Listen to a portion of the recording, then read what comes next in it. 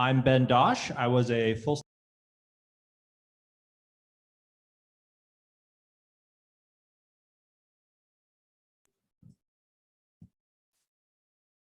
Patrons of the Broken Arrow Museum are accustomed to receiving various forms that you can go through the museum and complete their scavenger hunt and a trivia quiz while perusing any of the exhibits.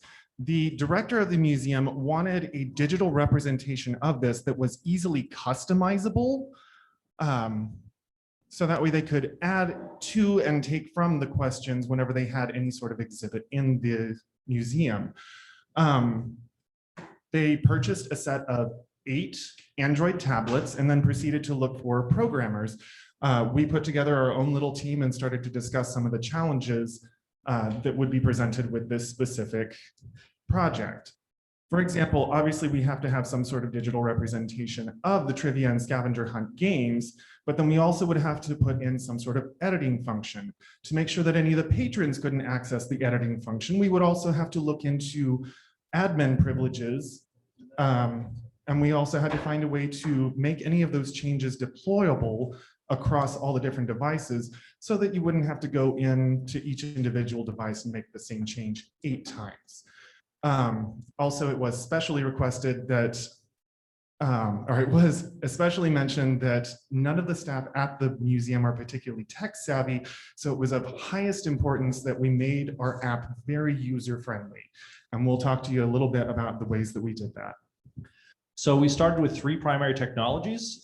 We worked in the language Kotlin, which we'd never even heard of prior to this project, but apparently it is the preferred Google Android development language as of 2019. Our choice of Android Studio for the development environment felt like the most logical for an Android device. So we kind of settled on that as it also supports Kotlin. And then we chose Firebase, which is a JSON tree NoSQL database. We'd never worked with a NoSQL database, but we were familiar with JSON data. And that would allow us to sort of very easily, we felt, integrate that in. And most importantly, it was free for not only our use, but the museum's level of use as well. Our team stayed in communication, very obviously through Google Meets and other sort of video platforms because of the pandemic. We did squeeze in the rare in-person meeting. We used Trello, Slack, Google Sheets, any other service we could to sort of keep all of our work together and keep ourselves on the same page. The timeline for the project was pretty simple. We spent about a week, maybe a little more, doing research on what technologies we wanted to use, planning our MVP. We settled on the trivia as the most sort of effective proof of concept, and then moved on to our first week of actually coding. We set up everything in our development environment, got ourselves on the same page, set up emulators, made sure we could all run everything the same. And then the next week we moved on to actually creating the app. We built the interfaces, we set up the admin area. We did not get security implemented at that point, and we got the Firebase real-time database connected so that we could get data in and out of it. The final week was us putting together both the app we had built in the Android Studio and the Firebase elements that we had set up, putting in a security measure, and then last minute realizing, oh no, there's data persistence issues, we need to implement a local storage, and trying to squeeze that in, and it almost got there under the timeline, but we're still working on it. So for the front end, Android Studio, which is the system we uses XML. I wanted to make the design similar to the existing websites so that there was that connected between the app and the websites. So in the layout itself for the app, we used a series of recycler views and fragments to contain the actual layout. One of the major things we had to deal with was a lot of deprecation in the different codes and tools that we were using, so we had to update those quite frequently. Here we have the existing website and then an example of the trivia page of the app. So our application architecture mainly revolves around these questions. We wanted to plan for the future. So there's elements in here that we didn't end up using. Our answers, as you can see sort of down the middle, and the category and picture at the bottom are all there for if we wanted to implement multiple choice. The pictures are for the scavenger hunt.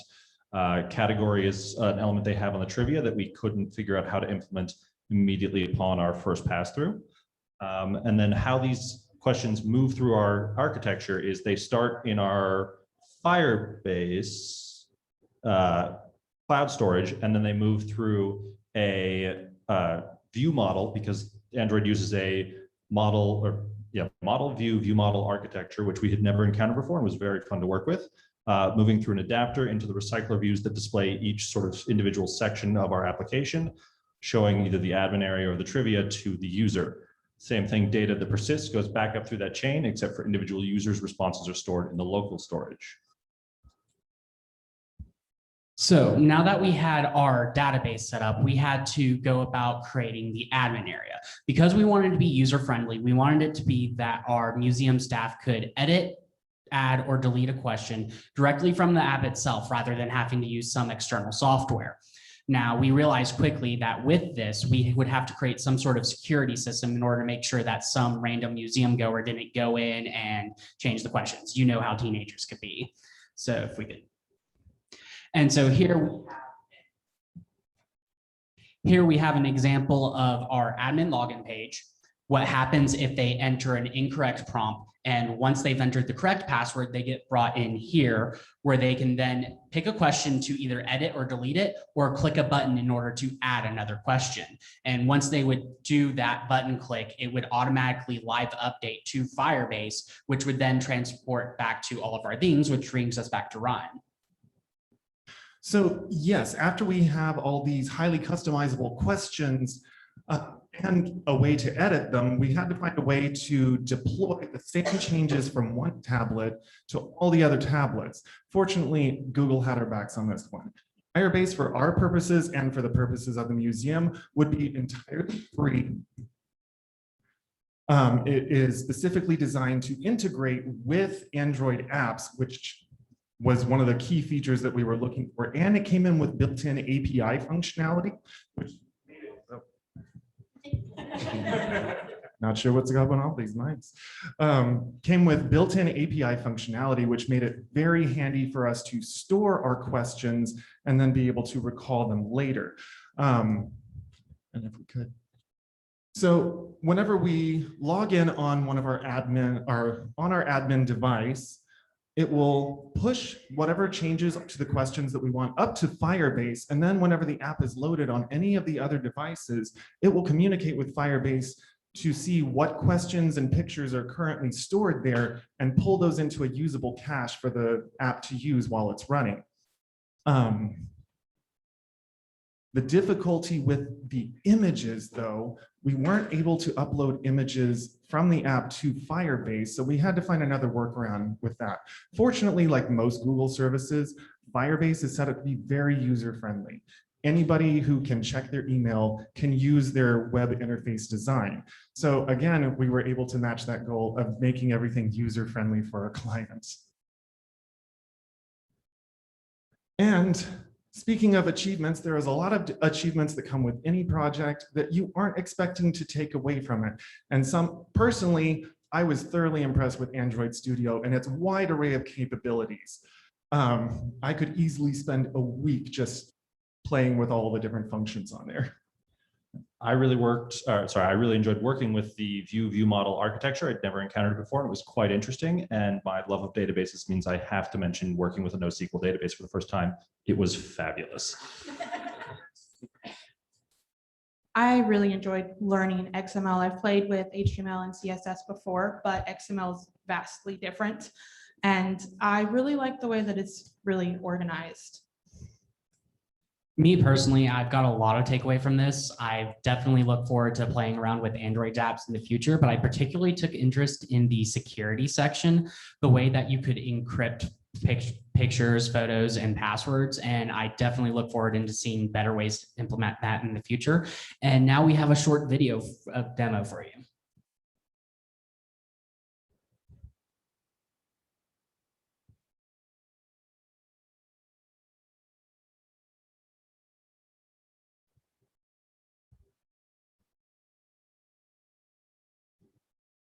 Okay, so this is the first page that you see. It has the trivia questions where you can answer the question.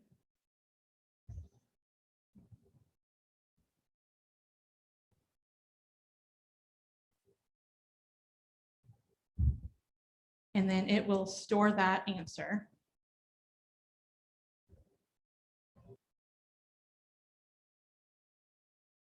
and tell you that you answered the question successfully. Then you can go to the admin screen. If you don't put in the password correctly, it'll tell you that it's incorrect. When you put in the password correctly, it'll take you to the next screen that gives you the option to edit trivia or scavenger hunt. On the trivia page, it gives you the option to edit the questions individually, or you can add a new question.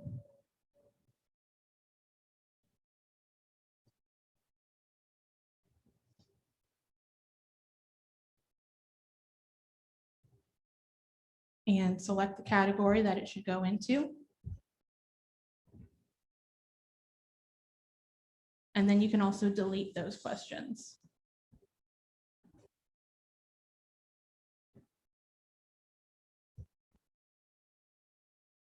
And then the scavenger hunt is still in progress. So that has been the hunt for a broken arrow, and we now open up for questions and answers.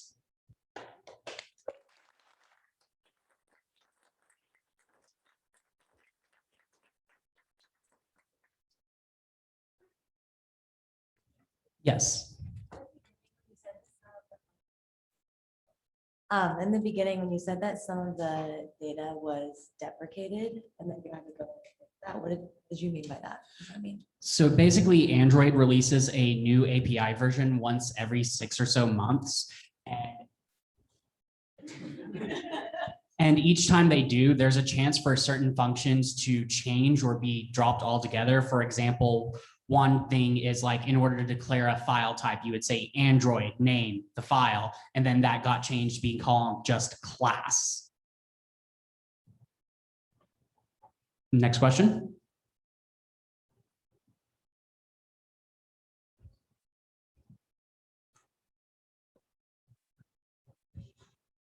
So if I remember correctly, there were going to be 10 tablets. That seems like a small start. Is this going to expand as a beta, or are you going to put it on everybody's phones? That is entirely up to the museum. If they choose to make it available on the Android store or whatever iOS's equivalent is, that's entirely up to them. Right now, as far as we know, it's just the 8 tablets that they got in person.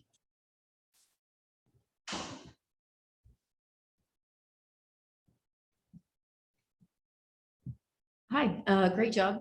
I was wondering about, you said that there were a couple things that you were still working on. I wondered what specifically those were and how long you thought that that might take. So the things we're working on right now are our problem. Our problem was primarily with the life cycle in the Android application. So the way we had it before, if you turned the screen, all your answers would go away. So primarily, we just had to put a local file storage system, because right now the trivia is loading from the Firebase, which is why all the answers go away, is we're not storing individual user answers in our database. So every time you turn the screen, it would remake the entire thing, ask Firebase for the whole new list. So local storage are implementations that saves individual user data. And from there, implementing picture data. Firebase is a service that will store pictures that we hope to use. And maybe expanding into other question types beyond just the fill in the blank and scavenger hunt stuff. Fortunately, the client has been very understanding of this, and we actually had to postpone the start of our production because we had so many unanswered questions, and they were unveiling a new mural. So we actually put all this together ourselves just from our own ideas, and we're actually going to pitch it to the museum next week. Okay, so it looks like we got about enough time for 1, maybe 2 more questions. Derek? Yeah, we have a question online from Sean. Hey, Sean, go ahead. Hey, can you hear me? Yeah. All right, cool. So my question is, at any point, did you consider keeping all of the admin actions and functionality in a separate application to make it a little more secure? Yes, that was one of the ideas we played around with. Because we were more focused on user friendliness, however, we decided to make it just one app. So that way it was all gathered in one location instead of them having to keep track of 2 different apps. Okay, last question, sir. Hello. Is this working? Yeah, okay. So my question is, with answers, sometimes whenever you're dealing with strings, it can be kind of finicky. So how did you make sure that that if they answered the right correction, the right answer, it would show correct to the system? There is no right or wrong answers to the question part of it. That's just open-ended questions that were given to us by the museum. Eventually, we'll be playing with the idea of multiple choice questions or a correct answer, but for now it's literally just open-ended, so they could put anything they want there. It's just there to spark interest and kind of guide the user through the museum. I believe that's all the time we have for Q&A. Thank you for coming, and we appreciate your time. And once again, this has been the Hunt for Broken Arrow, and we bring you back to our MC, Ben.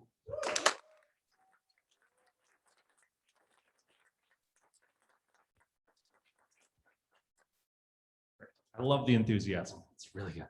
All right. So our next presentation is Tulsa Maps. It is a platform for accessing local businesses much simpler and more efficient. So please put your hands together for Lauren Dobratz, Alan Nicholson, Kelly Mogg, and Jasmine Choi.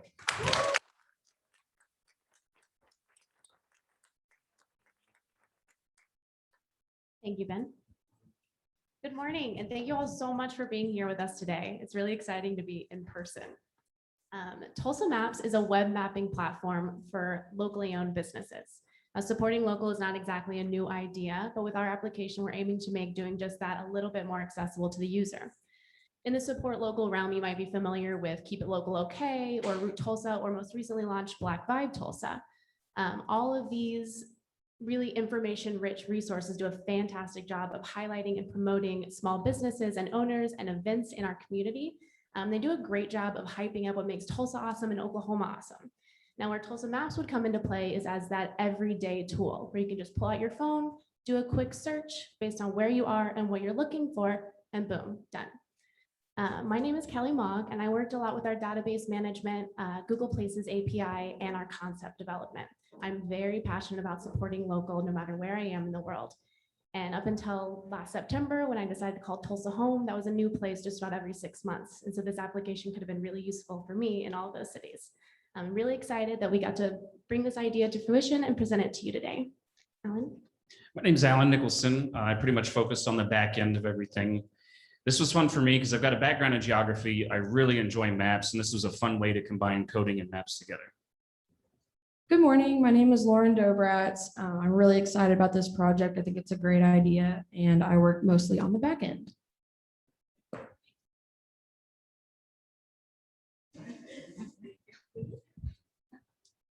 Good morning. My name is Jasmine Choi. I'm very passionate about front end, so I mostly work on web design and web framework. Here's our technical features what we use for this project. We use JavaScript as the main language, along with HTML and CSS for the front end.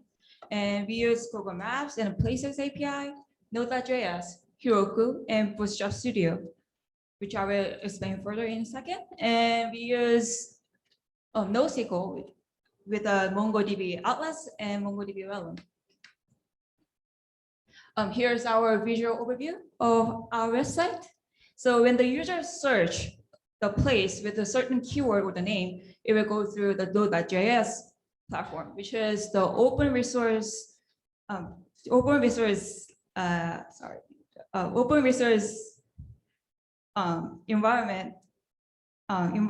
with a open source environment with supporting the backend and front-end JavaScript. And it also includes Express Web Framework, which provides dynamic and user-friendly web experience in a browser. And we connected to the database, which is a very good tool for managing and controlling all the information we need for our map. And we have triggers and functions inside of MongoDB Realm. It integrates the data from Google Places API. And we also use Maps API to display the map on the front page and to display the information we need for the places we use Axios, which is the HTTP client for Node.js. And I forgot to mention that we use Bootstrap Studio for very user-friendly interface and responsive website on our devices. And we deployed our website by Heroku. So it will make publicly accessible on a web browser. So I will pass it to Lauren to show how we use the website. Thanks, Jasmine. I'm going to give a quick tutorial of our website. So this is our front page. We have our search bar and our map. And the first thing you can do, if you have a business in mind already, for example, Saturn Room, you can type it in, click the search button, and then the marker will show up. If you click on the marker, it displays an information window with the address and the URL of the website. Or you can type in a keyword like food or gym or coffee. We picked food for this example, and the markers are still displayed. So basically, we just wanted it to feel natural to the user. We know that a lot of people have the Google Maps app or the Maps app on their smartphone, and we wanted to replicate that as much as possible. So check out our website on your mobile device at tulsamaps.herokuapp.com. Thank you, Lauren. The fun game. As you can see, super simple. We're all familiar. We can all figure out how to use that really easily. So we're going to get into some of the technical problems that we had to get through to make it this simple. The first thing was figuring out how to utilize Google Places API. Lauren, can I have the next slide, please? The first problem was figuring out how to use. How about this? Okay, the first problem was figuring out how to use Google Places API to populate our database, because we wanted all that yummy Google data. We wanted the GPS coordinates, the hours, the business, the website, all that kind of stuff. But we wanted to filter out businesses that we didn't want to show up on our map. We didn't want it to be, want you to search coffee and Starbucks pop up. We wanted Topeka and Cirque and businesses like that. So go to the next slide, Lauren. So whenever there's some manual input for our database, we have to add the business name and then a Boolean that just says, yes, this business is in fact on Google. And that triggers this beautiful little function within our database that makes a GET request to Google Places API for that business and populates the rest of that data that you see there, including the GPS coordinates, which is how we can render our location on the map. So we initially thought we were going to have to connect Google Places to our application, but by doing it this way and having our MongoDB database as kind of the middle person, this gave us a lot more control over what data, what businesses are showing up on our map. And it also helped us deal with not making too many Google requests, which we learned very early on. It was going to be very important. I'll let Alan tell you why. We learned early on it was important because setting up our database sugar, we might have actually done about 22,000 requests in a few minutes, which can be a little alarming, especially because your credit card is attached to that Google API account. So after that, we were like, okay, we need to make sure that we're just using minimum amount of API requests. So we set up our search bar just to connect straight to our database, which using MongoDB, we're excited because all our experience has been from the command line at Overton. So database management has been a little tedious, and MongoDB gave us this full online interface, which was just a breeze to use, streamlined the whole database management process. And it also works really nicely with Heroku. So all we had to do was pass a connection string to use MongoDB client, and we were connected to our database. So after that, we just did our search and send a GET request to our search route. It connects to our database, does a full text search on some fields that we had indexed on MongoDB itself. And then just returns an object of our results. So then we had to take that information and render it on the map. What we did there is just after our search function, we reload our map, we loop through all of our results, and we just add a marker for each one in there. In that marker, we included the click event, and that's what gets you the information that pops up, which was the business name, the address, and the URL. One of our stretch goals is that we just wanted to have more data on there, and we also wanted to list our results underneath, but we didn't quite get to that. So, Lauren? Another one of our stretch goals was to be able to sort businesses by ownership. So maybe Black-owned businesses or women-owned businesses. And we think that's an achievable goal with time. Another thing that we want to work on is adding more styling to the info window, or we can even add like autocomplete or fuzzy word search, which is great for detecting the misspelled words in the search box. And I will pass to Kelly. So as you can see, there's a lot of ways that we can customize Tulsa Maps and grow with Tulsa Maps. A couple other things that we've kind of toyed around with is doing temporary things on our map, like for Mayfest for example, if you wanted to find a specific artist or maker or musician, then maybe we could have a GPS coordinate for them, a relative GPS coordinate, rather than using those little, colored in boxes that we usually see on a website for an event. Or when you're planning your Tulsa Tough weekend, maybe we could have routes for all the bike races. So I think there's a lot of room for Tulsa Maps to grow and be more customizable for Tulsa specifically, and we're really excited about it. And we'd love to be able to talk to you about it over by our booth later for our exhibition hour. But yeah, that's it. I'd love to open it up for questions.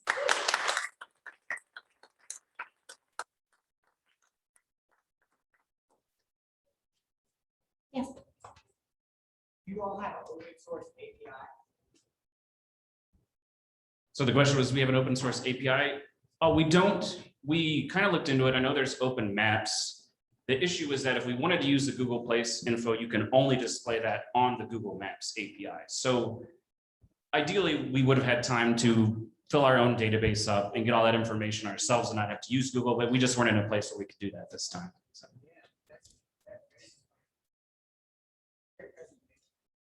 Thank you. Thank you. Any other questions? Yeah. How were you able to limit it to the downtown Tulsa area? Right. So the question was, how do we limit it to downtown area? Right now we have a radius set up with our Google, well, I guess with our access request. With our trigger function, we have a radius set up to limit where we're getting businesses from. And we did that initially just because if you search for a business, there might be another business of the same name in North Carolina. So we were getting like North Carolina businesses. So we didn't want that. So we limited to downtown for now. And eventually we'd like to grow outside of that. But as we talked about, we want to figure out how to categorize businesses so you can search based on women-owned, Black-owned, et cetera. So we kind of slowed the roll on our data entry that we can really plan that part out. And so we just focused on the downtown area in time for this presentation. How you kind of worked on filtering out the non-local businesses? So so that's where the manual data entry comes into play. We had to collect business names and input each business as well as that Boolean that says, yes, this business is on Google to make a request to Google Places API to populate each entry. So a lot of manual input, but it's 2 lines for each business. So not that crazy. But that's how we can manage to have that much control over what businesses are being populated on our map. Yeah. What categories does your map currently support in terms of like food and restaurants and that kind of thing?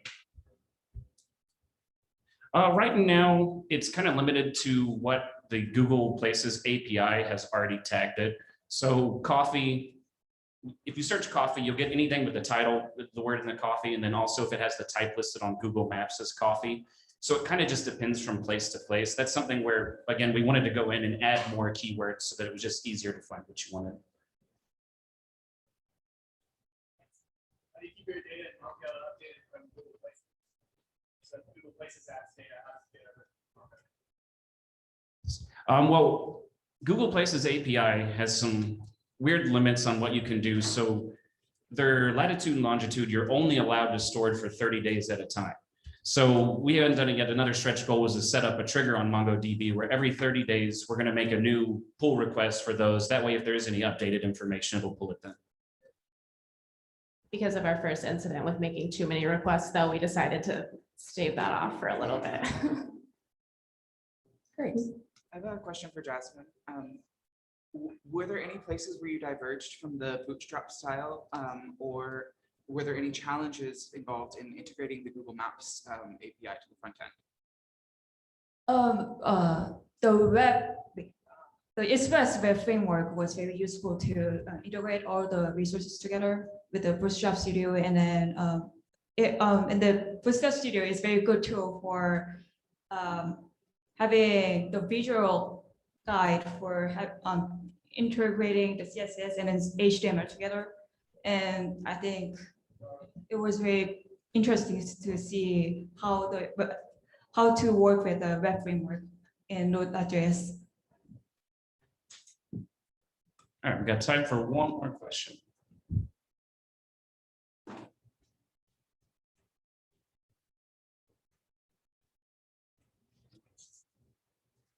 Hey, Do you, oh wait, yeah. Do you want to tell us more about exactly what happened with the 20,000? So in the process of setting up the trigger for our database, we were having a little trouble getting it to work right. And there was a part, a match expression that kept it from trying to make multiple requests. And at some point that had gotten removed while we were working on it. So the way MongoDB is set up is it looks for a change event and it gets that change event and updates, which says, hey, this updated, this is a change event. And it just got stuck in a loop. So I looked at one entry and the latitude and longitude had 4,000 input, like just 4,000 different lines of the same thing. Because for some reason, that's the only thing it kept writing. But yeah, so. I think to put it into a relative, well, I don't know, Alan woke up with like a $600 charge. We didn't actually have to pay it because there's some forgiveness, or I don't know, we maxed out and he can't use, you can't use his account anymore. Yeah, there's 100 minute per minute API requests that Google does not like if you go over that. They will just shut you down. I feel pretty proud that Google shut us down.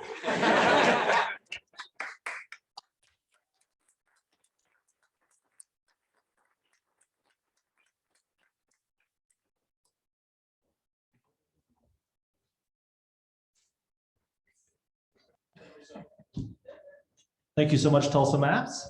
Our next team is going to share their product with you for keeping an eye on your pets.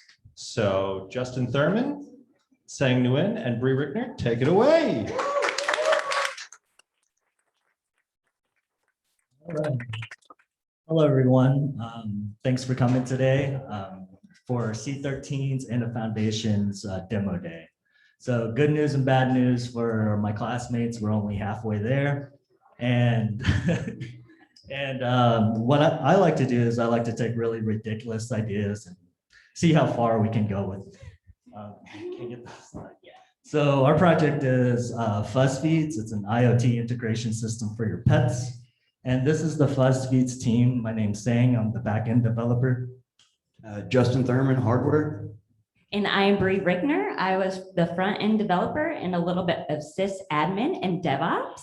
And off to your left, that is Kitty Rick, AKA the legend, AKA Beta Kitty. And he also served as the inspiration to this project. And it all started when we were writing that IoT blog, or most of us not writing that IoT blog. And actually, I didn't even end up writing it. I was so fascinated researching it. There was this one TED Talk. Okay, this guy said, you can connect anything to the internet.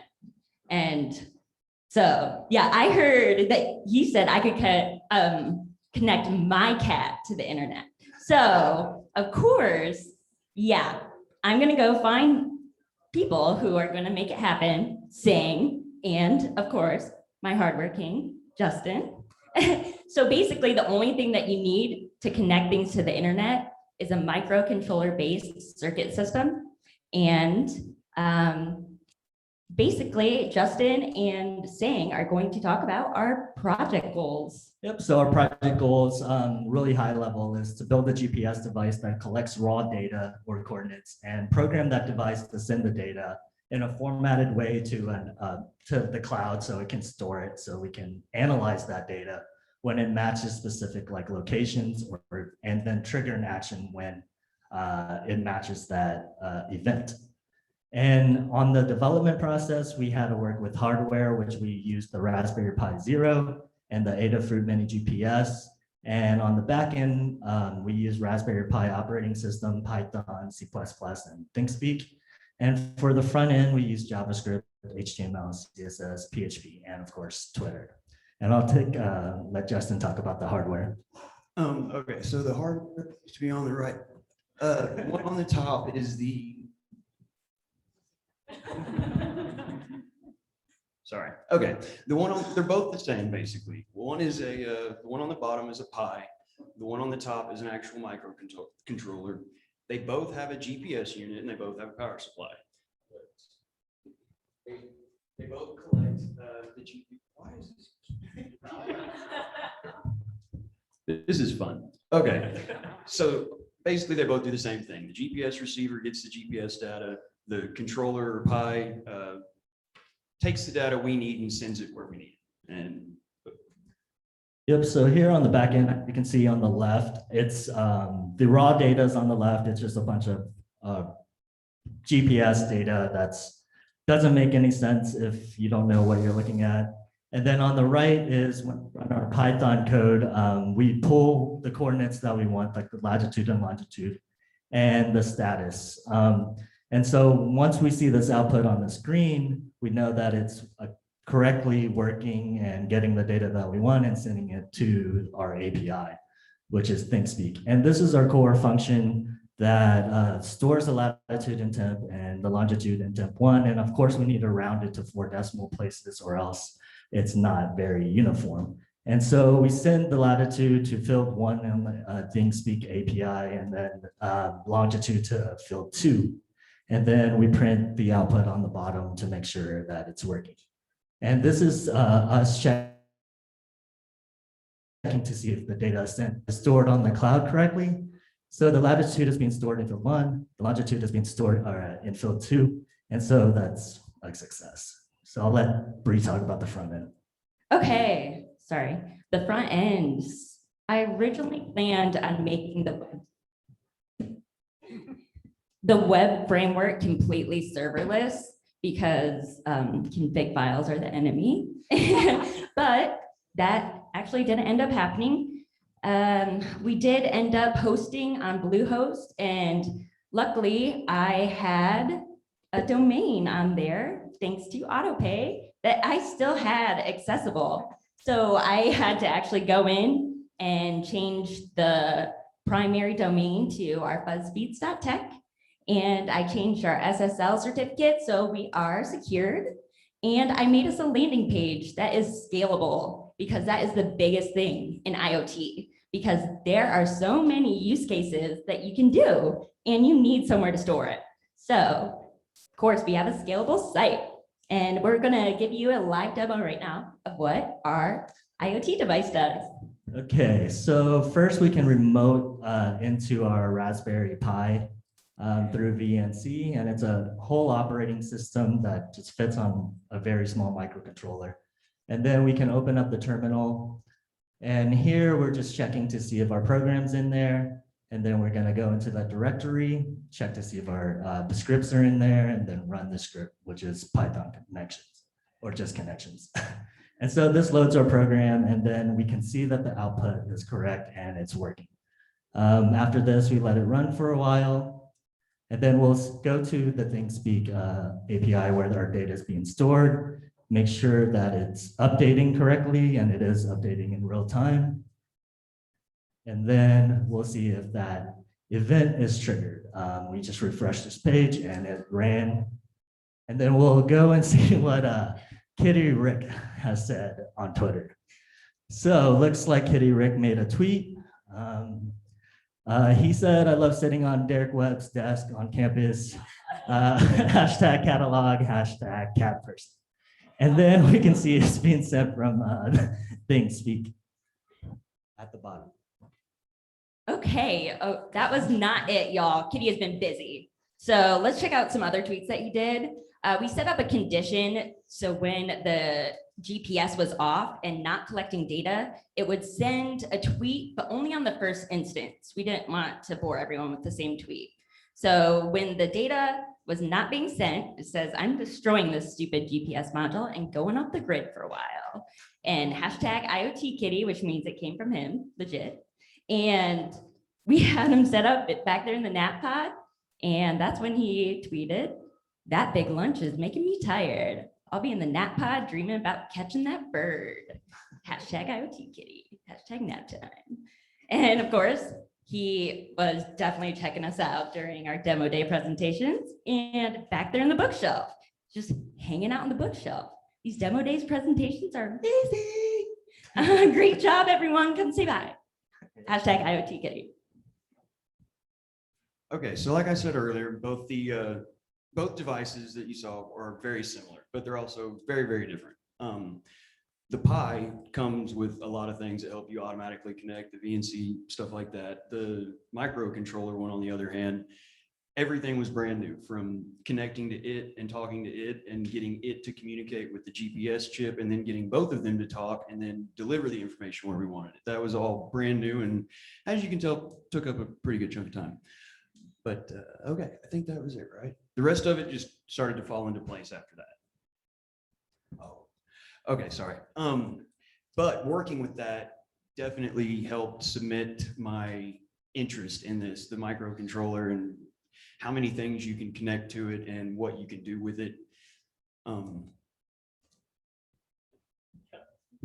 Yeah, I'd like to echo that. Researching more projects to use the Pi for, like Bree mentioned yesterday, there's an unlimited possibility to do whatever you want with this. Like Bree wants to know if there's enough cider in her fridge.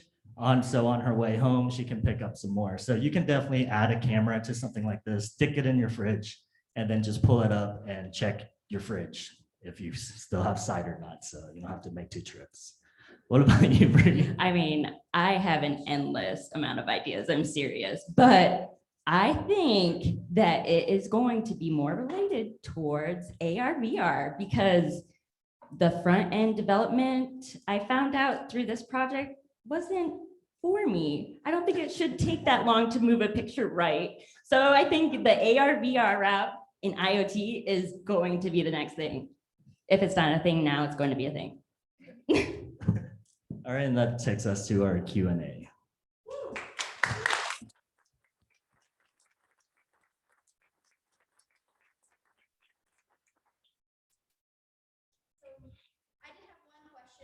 Do you have like predetermined tweets that this sends out based on where they are, or is there like some sort of pseudo random generation for that? Right now, we have actually made them customized to the locations, and we have the option to set up multiple, but we just have not got there yet. It is definitely on the radar.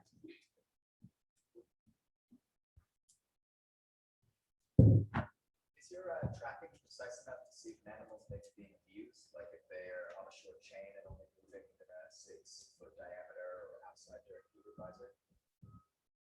If it's outside, absolutely. And even if it's inside, there's antenna options that can be added to it. It's just right now, it's kind of more of a prototype and a learning situation, but yes, it absolutely can get that exact, precise. There. Yeah, there are IoT devices as well that measure humidity, and they're less than $10 and they can get hooked up to the microcontroller. So if that was something that you wanted customized, yeah, we would totally do that.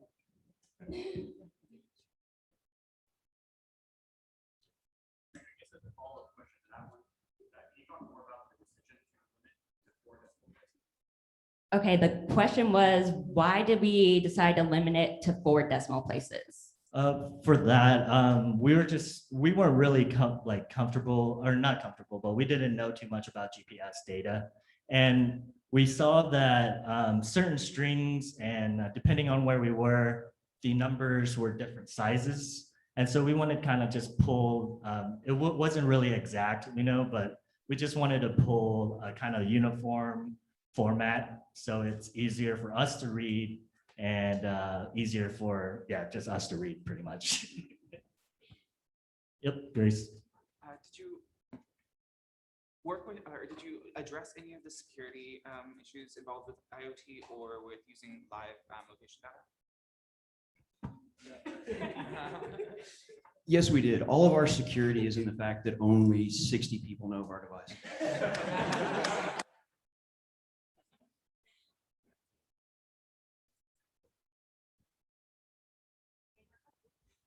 Any more questions?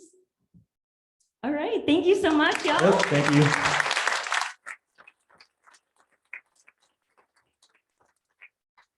I think we can all agree it's about time pets got on the internet. All right, our next presentation by Alex Smith is Not Bot, a very impressive chess bot.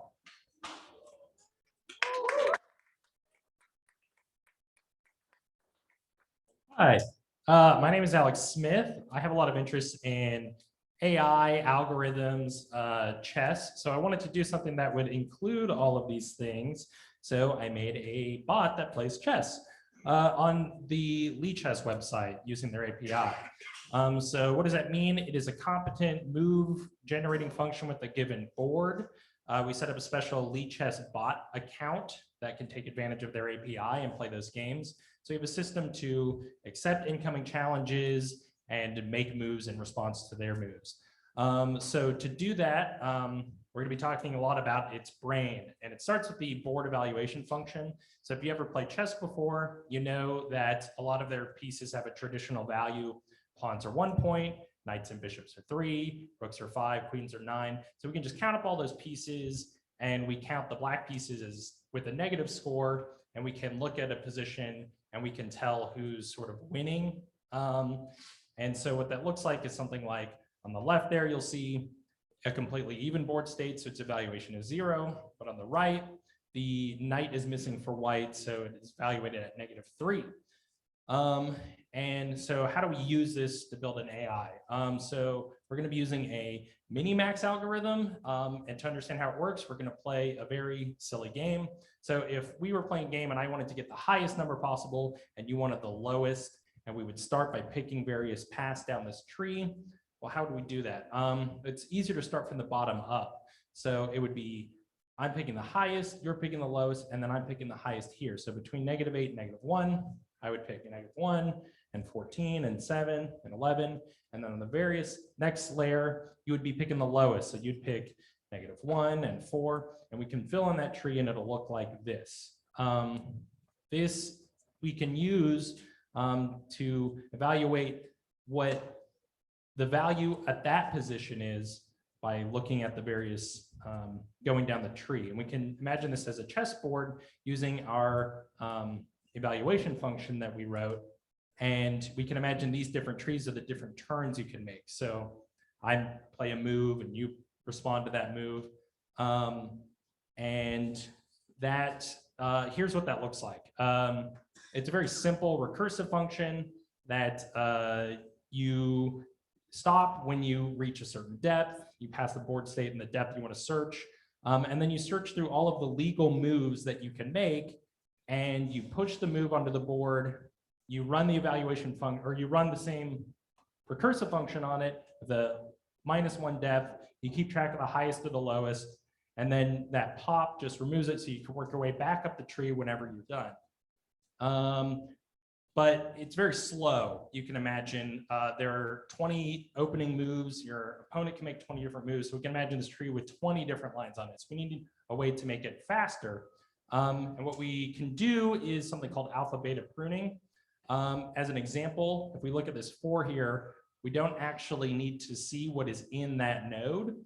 And just to demonstrate that, if we evaluate, or if we imagine that it's negative infinity, well, if we're picking between 14 and negative infinity, we're still going to pick 14.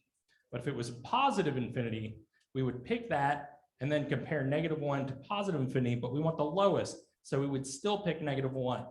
So we can understand it doesn't matter what's in that node, we can ignore it. And if this tree was a lot larger, you would see there's a lot of examples of these. And if the tree was deeper, anything below it, we wouldn't even have to look at it. So that's one way to make it faster. Alternatively, there's move ordering. So alpha beta pruning is a lot faster if your better moves are organized first. If it was the other way, it would be exactly as fast as your normal minimax algorithm.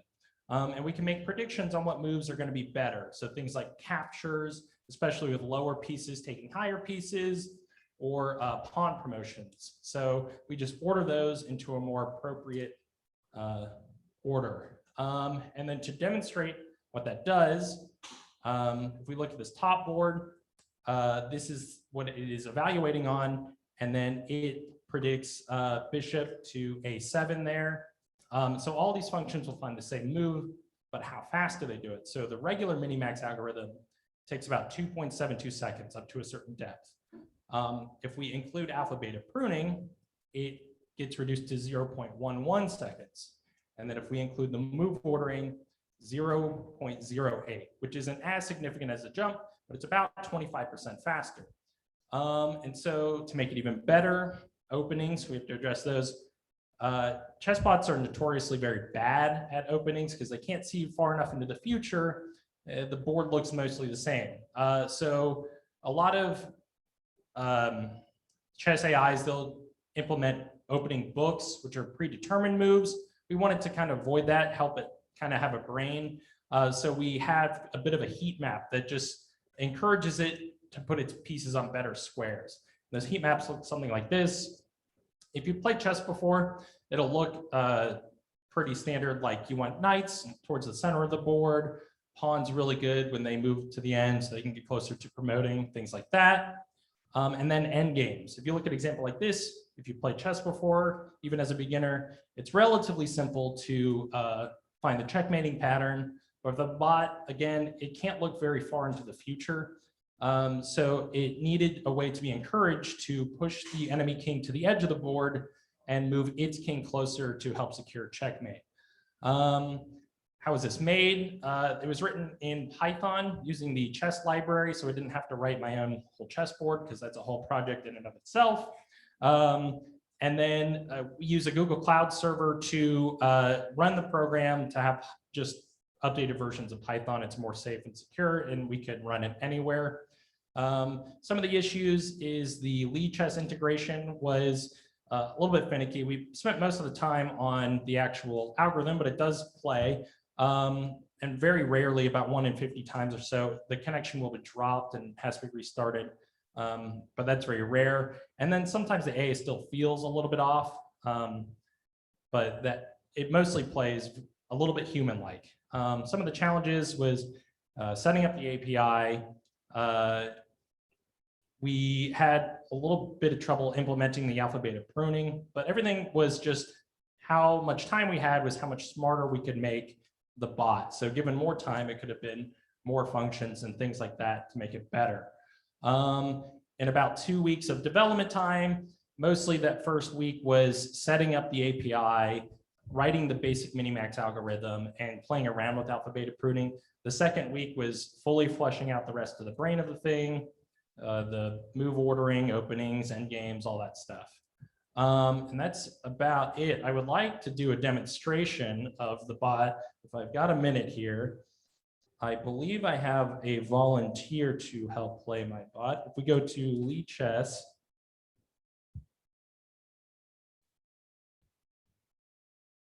sign in real quickly.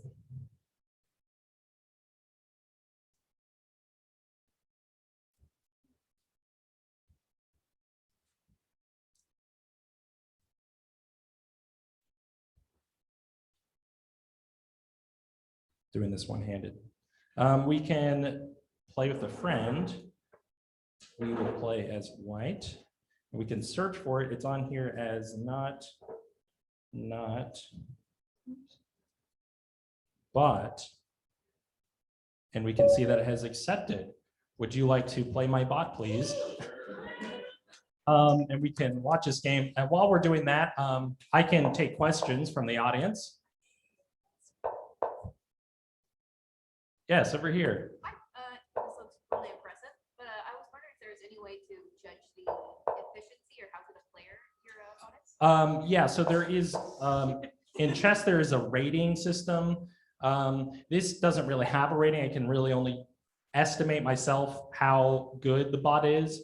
If you're familiar at all with chess, I would say maybe it's about rating of about 1,000 or so. Over here. What was the hardest part of chess strategy to teach them? So the question was, what is the hardest part of strategy to teach it? Well, the great thing is that you don't need to know too much about strategy. It'll mostly search through the moves and find it itself. But in terms of like the openings and the end games, those were the those were the most interesting parts. And I would say the end game was more difficult to manage in terms of intelligence. Any other questions? Yes, right here. It's more about continued improvement. I'm curious, you mentioned that most chess bots write in a book for openings. Yes. You acknowledge you would like to give it a more human brain. Is it worthwhile though to incorporate those books as anticipatory? Yeah, and that actually highlights, I think, one of the issues with that is that if you play the same opening, it will have the same responses every time. So that's one of the benefits of having an opening book, is that it adds a little bit of variety. So it might be interesting to include that at some point. Oh, is that checkmate? All right.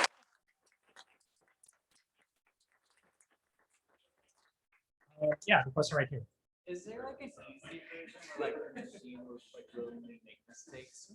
You could lower the depth of the bot so it's not searching as far ahead, which would make it stupider. So yeah, you could do that, and it would be very easy to incorporate that. Any other questions? Right here. You talked about it not having a very long memory. Have you looked into other like recurrent neural networks that would strengthen that memory, or? So the question was, you mentioned neural networks and its memory.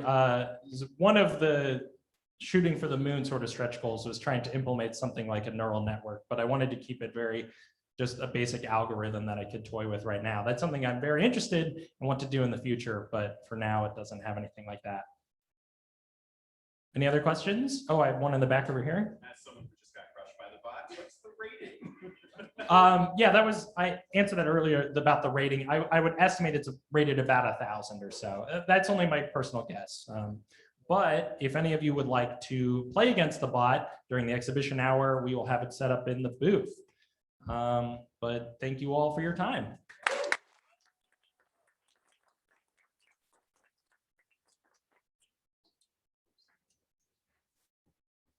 All right. Coming up, we have Finn Aspenson, Corbin Van Tender, and Maddie Lejeune. They have created a Git repository command line analysis tool that helps you identify which files have been the most problematic. So they present to you Dragonfly.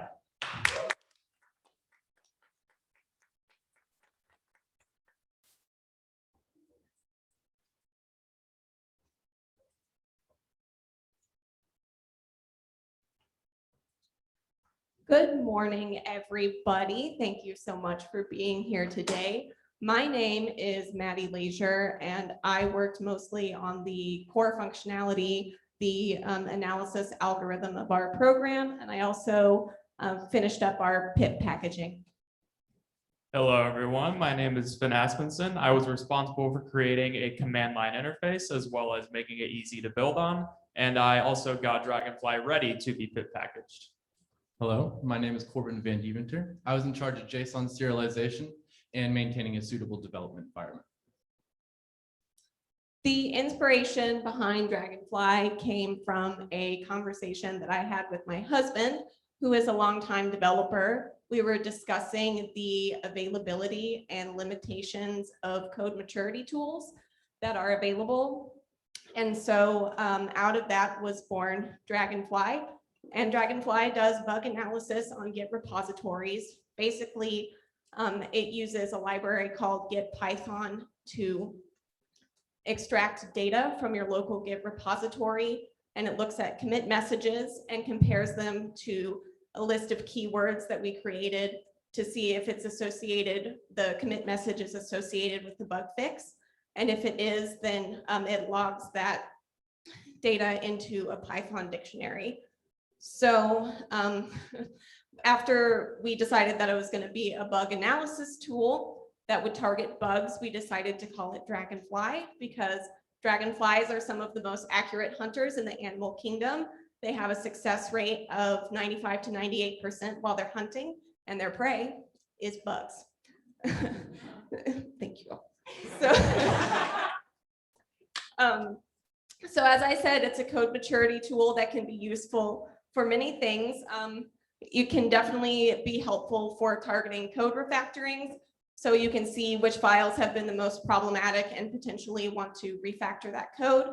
It can help familiarize new developers with the code base. They can get a quick snapshot of which files have been more stable and which files have been more problematic. And we have a very flexible output, and so you could potentially easily integrate it with other code analysis tools and metrics. Dragonfly itself is a relatively simple piece of software, but putting it together wasn't so simple. The heart and soul of this entire software was the Git Python library. This is really the Python module that worked all the magic when it came to Git scraping and analysis. Right off the bat, whenever we integrated this, it required a Python version that was newer than the one Holberton students use, which is Python 3.4, which is rather old. So we had to make a lot of adjustments, set up virtual environments and whatnot, some Dockers as well. There was also the command line interface, which we just used the sys module, really helped with parsing arguments. No problems there really. And then there was matplotlib, which helped with data visualization, which was one of our stretch goals. Like the Git Python module, it required a later Python version, Python 3.6. Python 3.6 ended up becoming the minimum version you have to have in order to install this and use it successfully. So Overton students, I'm sorry, but you cannot use this on your Vagrant machines. Let's see here. And then there was the pip packaging at the end, and that really determined just the whole file structure of the project. It required us to have a setup.py. We had to be very careful with the way we imported stuff. And it also required an install.sh file. And then we had to have all of that so that we could successfully upload it to PyPI, the website up there. So this code snippet here kind of is an algorithm that defines the core functionality of our program. The magic of Git Python, the module that we used to get our Git data, is that it is really, really good at taking local data from local Git repositories and turning it into convenient Python objects that are really easy to iterate through and manipulate in a Python script. So it takes the data from a particular branch of a repository, and the iter commits object is what we use to iterate through all of the commits. And then you can use the message attribute to look at the commit message. And we compared the commit message to our keywords to see if it had any of our keywords. And if it does, then we log the name of the file and the number of commit messages that have bugs or that have words associated with bug fixes into a Python dictionary that we can use to put into a JSON dictionary or display on the terminal or show a data visualization to get a good visual key. The first thing we did when setting off on a team project was inspire shared vision. We needed a project that everyone was excited to work on. We also scheduled daily team meetings, and we set up a resource that we could all post the resources that we used onto a single place. That way, if Finn wrote some code, I could look at the code he wrote, I could look at the resource he used, and I can understand. We separated the actual coding part into 3 different phases: the planning phase, MVP, and the stretch goal phase. In the planning phase, we set our MVP goals and our stretch goals. Then we dissected those into smaller problems. We assigned them to individual developers and tracked the dates using our Trello board. In the MVP phase, we developed a basic command line with the Python sys module. We scraped git commit data with Git Python, and we exported everything with JSON. In the stretch goal phase, we developed a loading bar so that it was clear when when Dragonfly was running. We actually printed the data to the terminal so that it was clear when it ran successfully. We added data visualization to best convey the information that Dragonfly produced, and we wrapped it all up into a pip package. The challenges that we overcame. As Finn previously touched on, the development environment. As Dragonfly grew, the dependencies also grew. This means that we needed to have a virtual development environment that was flexible but reliable. Pip packaging also became a larger hurdle than we thought it would be because some of the packages were installed incorrectly and imports needed to be restructured for it. All right, right here is a little video demo that I created to demonstrate the basic functionality of Dragonfly. Right now, I'm going to go ahead and install it with pip3 install git-dragonfly. The name Dragonfly was already taken, so you have to put git dash at the front of it. It is successfully installed, and then I'm going to go ahead and run dragonfly-help to list our options for the different things we can do. And then I'm going to print the version, which is 0.1.12. And then I'm going to test Dragonfly on the highlighted repository, which is Airbnb clone version 4. We're going to do that by doing Dragonfly Airbnb clone followed by the main branch. And as you can see, a dragonfly.json file has been created, and we're going to go ahead and cat that. Now, it's not the prettiest looking set of data, but it's data all the same.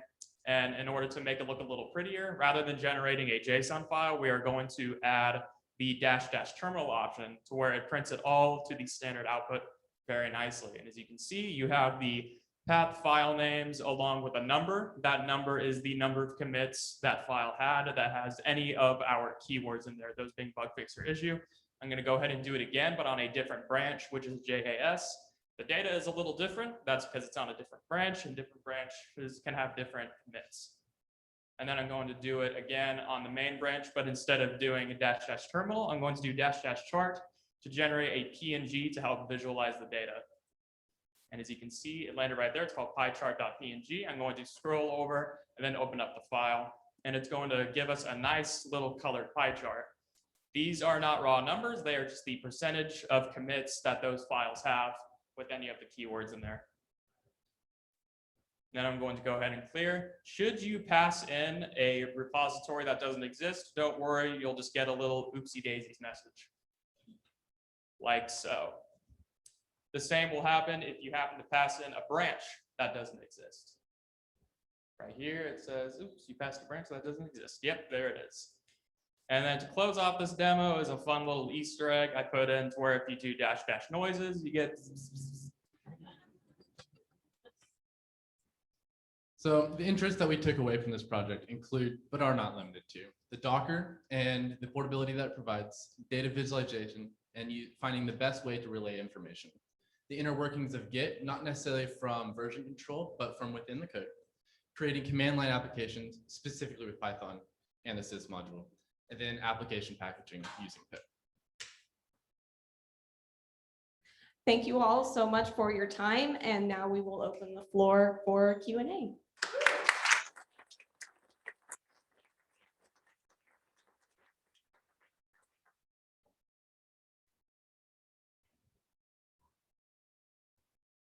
Yes. Out.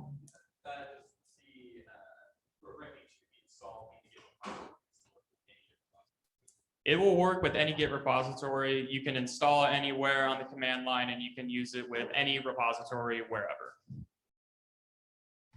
But one thing I should note, though, is that it's all local. It's not a GitHub analyzer. It is a Git analyzer. So it's all on your local machine.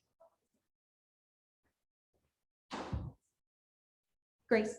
What would the challenges be to scaling that in that way?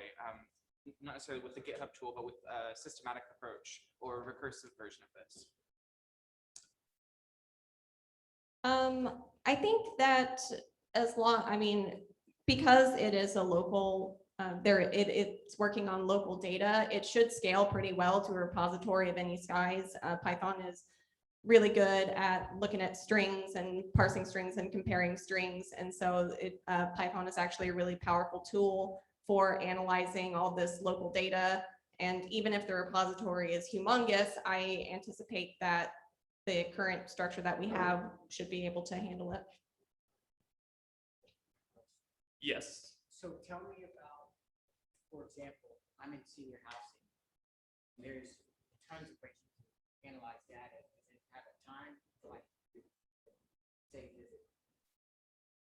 Analyze data, and you're putting it in the thing checked? Is it doing it in a faster time than most of the competitors that you've seen out there, or kind of what's the biggest driver? Like, I'm just trying to see, what's your biggest driver? Is it speed, and then is it analyzing graph and seeing bugs we can fix, or kind of what is that? So really just having the data available in a JSON file, which is a super flexible format, was our MVP and the thing that we were most concerned about.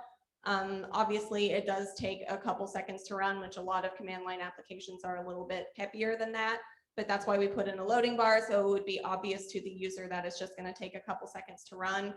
And I think that a couple seconds is like fairly competitive, looking at tools like Git of Theseus that look at code turnover and things like that. Taking a couple seconds to run is fairly competitive. What's it, seconds, 30 seconds? Oh, no, like 2 seconds. All right. Yesterday, I did find this really big repo on GitHub and I cloned it onto my machine. And this was like a super, super big repo. And it took, I'd say, a little under a minute to analyze everything in there.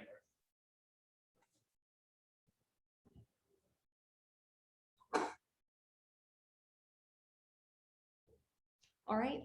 Thank you, everyone. Again, please come visit our booth.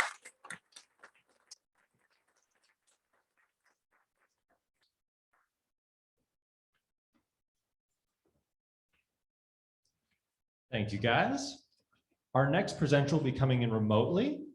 Daniel So has been working on a role-playing game called Tortvenger, starring Koopa, who hacks and slashes his way through COVID-19 cells. So please give him a warm welcome.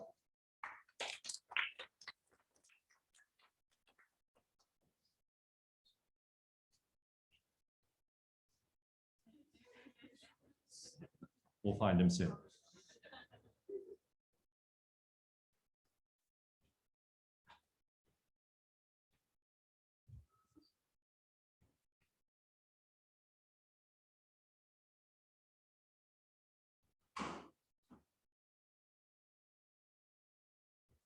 Hi, I think we're going to get Daniel set up.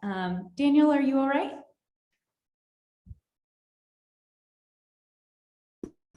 Yeah, I'm ready.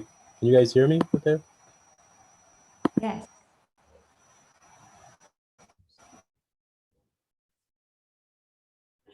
Great. Well, Daniel, we will let you go ahead and share your screen and get started.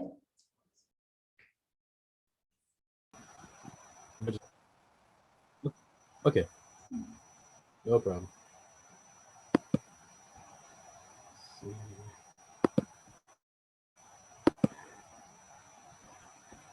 Alrighty. Okay.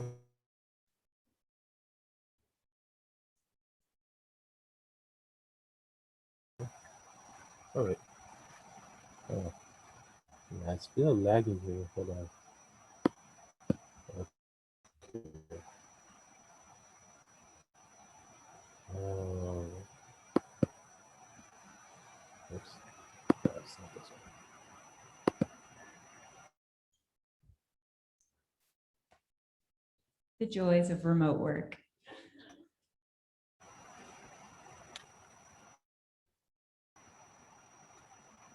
Oh man, it's really lagging here. Awesome. Oh. I can see your screen and hear you right now, Daniel. Okay, awesome. So hi, my name is Daniel. I'm from the California. I thank you for. I'd like to thank the Homerton staff to accommodate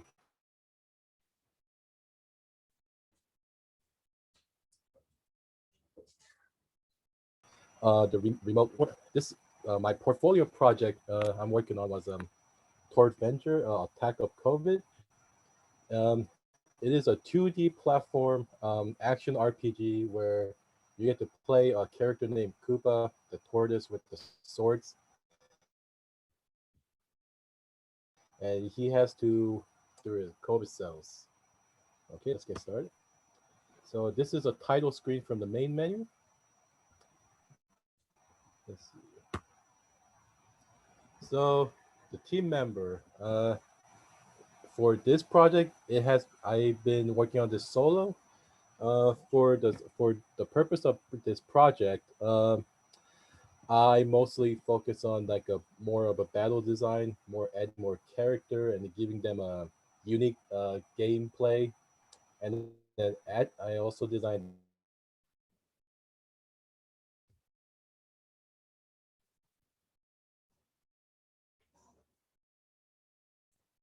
the attribute design, and then the damage. So the inspiration behind this was well, firstly, I've been used to play this 2D platform MMO RPG called Maple Story, but I felt that the gameplay was really stagnant and not really giving it much to offer. So I wanted to add like a more of a hack and slash, like a button mash combo aspects to it. And then another inspiration behind this game was the COVID-19 and the quarantine and stay home order. I want to create an outlet where you can actually take out frustration out of the COVID cells, since you cannot take out frustration on such a small cells.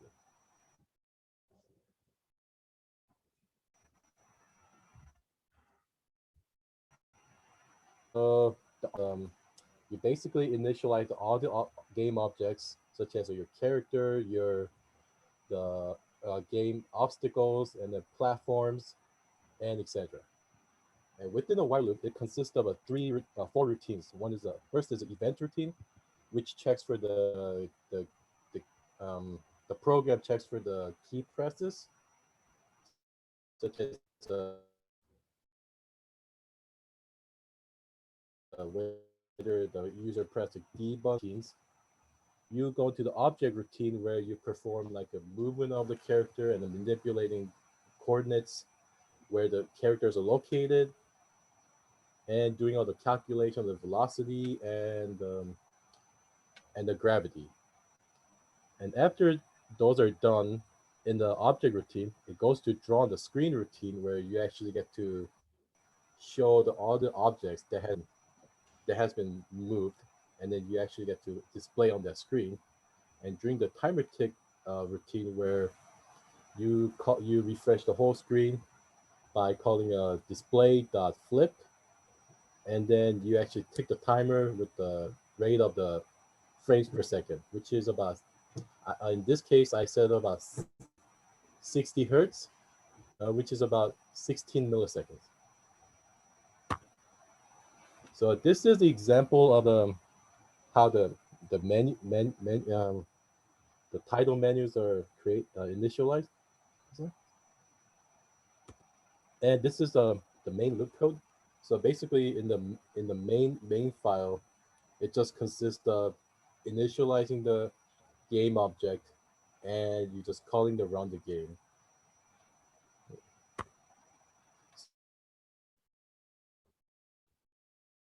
So the process behind it was what I had to learn how to use a Pygame and how to install it and go through the tutorials on like I had to find the tutorials on how other people did on the 2D platform, and I got based on this idea, I will have to actually synthesize those algorithms into my own. And for the every time I work on different branches, I will actually make a separate branches and then have it store there. And then when those features are working, then I will just merge it to the main branches. Okay, the first week of the project was let's see, I was researching on how to play the video and the audio for the cutscenes.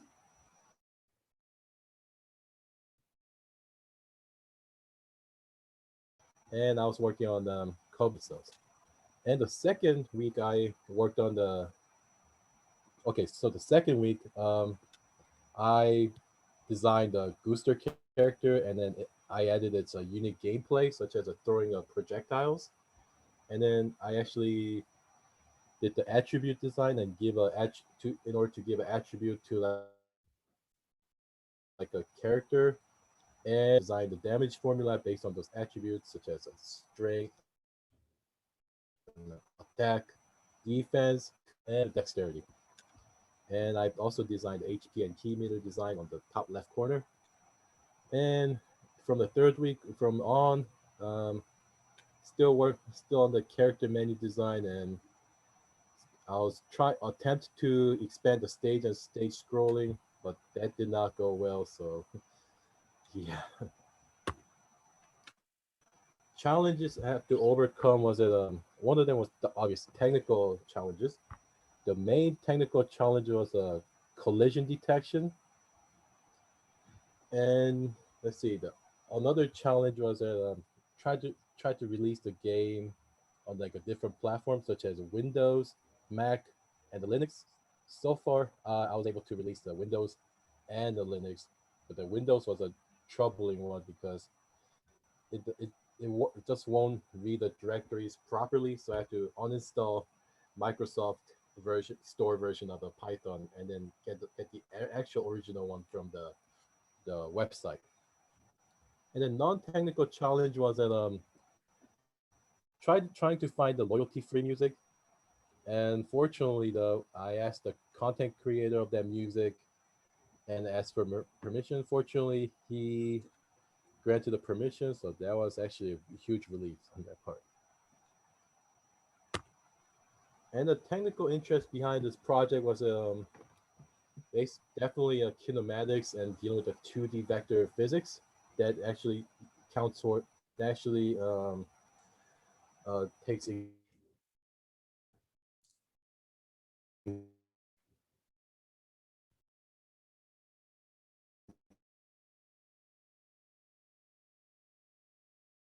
including uh, how the animation plays out in the game.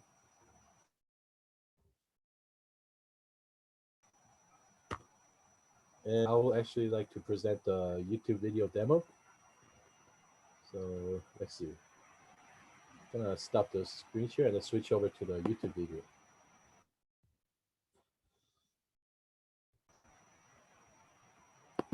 Oops. Okay. All right, can you guys see the videos that come on? All right, awesome. Yes. It will take a while for a second. So this is a demo I have here. So as you can see, can move. So I designed a way that you have to press the combo in a certain timing. If you just button mash way through it, like you won't be able to hack slash way through. I intentionally designed video for it.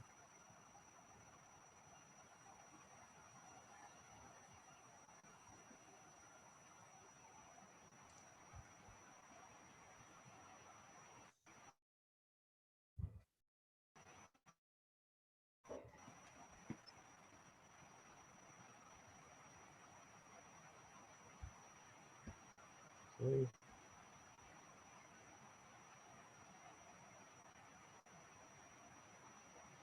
And then the next video is demonstrating quick vision. So if you while the sword is not drawn, and if you press the S button, it will actually show the platforms where you land onto.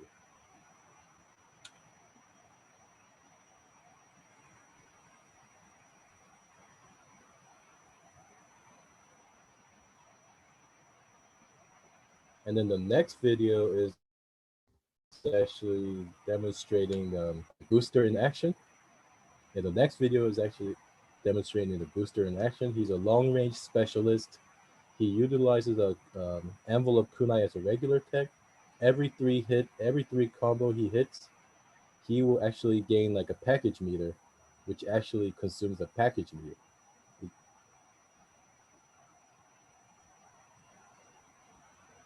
And as you can see, you gotta move out of the way. So I'm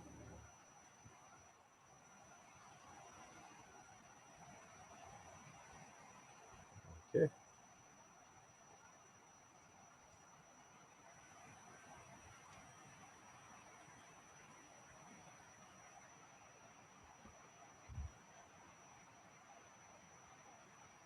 Alrighty.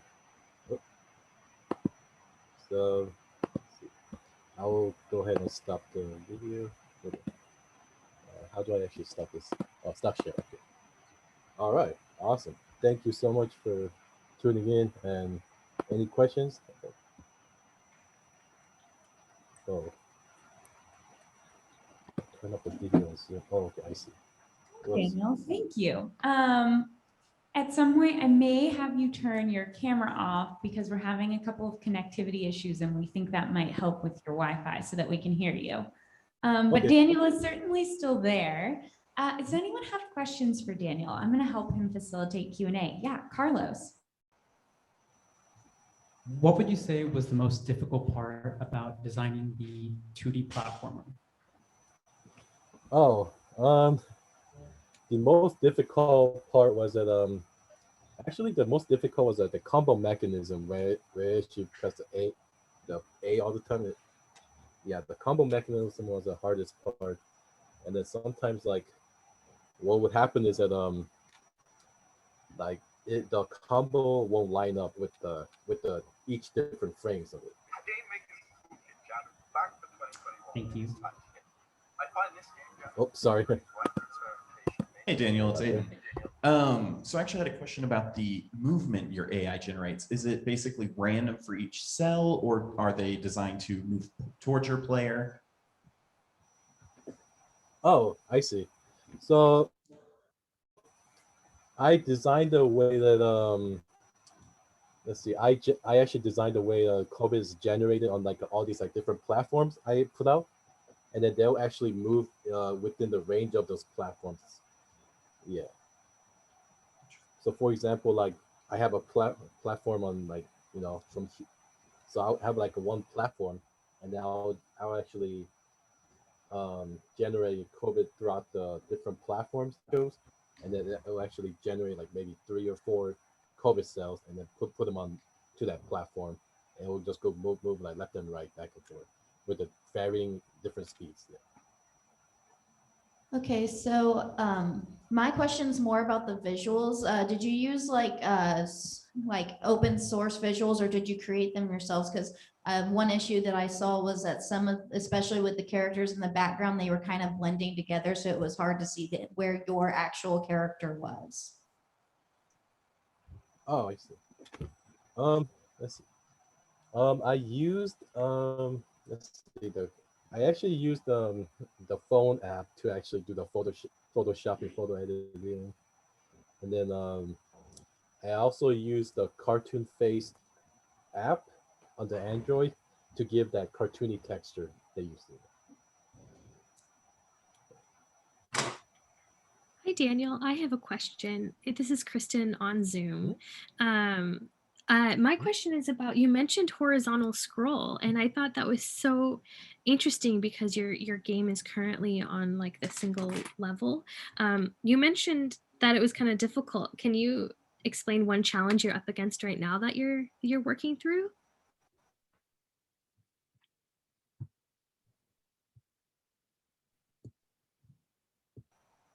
Yes. The problem was that, like, you know, like as you keep moving, the map has to move, but then all the objects and platform weren't actually lining up as you're actually moving through the platform. So that's something I have to think about a little harder on that one. And I've been struggling with this. So luckily, I set up the backup for the MVP, the presentable MVP. So yeah.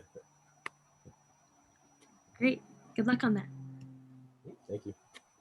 Thank you, Daniel. I think we have another question in the audience. As you learned how to put in the game mechanics, did you have any sort of inspiration to write any other sort of games of a similar nature? Other inspiration? Yes. Let's see. Well, recently, I've been like a couple weeks ago. I've been to the Yosemite National Park, and I took some pictures on the parameter shot. And I'm thinking as like a part of like maybe another stage, and hopefully we'll get that through in there in the future. Did I answer the question? Or, let's see, yeah. Yeah, I think it did. Thank you. Are there any other audience questions for Daniel before we move to the next group? Lovely. Thank you so much, Daniel. Thank you. I will make a quick plug that even though Daniel's in California, he will still be joining us for exhibition hour. And so there's a conference room with the desktop set up. He will be pulled up on Zoom there, and you can walk into the conference room and close the door to help with the noise and be able to interact with Daniel in there. Wonderful. Thank you, Daniel. We now come to our penultimate presentation. It's a multiplayer VR game that allows users to express how they really feel about chess. I present to you the creators of Rage Chess, Valerie Nurnberg, Kyle Witten, Peyton Smith, and Aidan Townsley.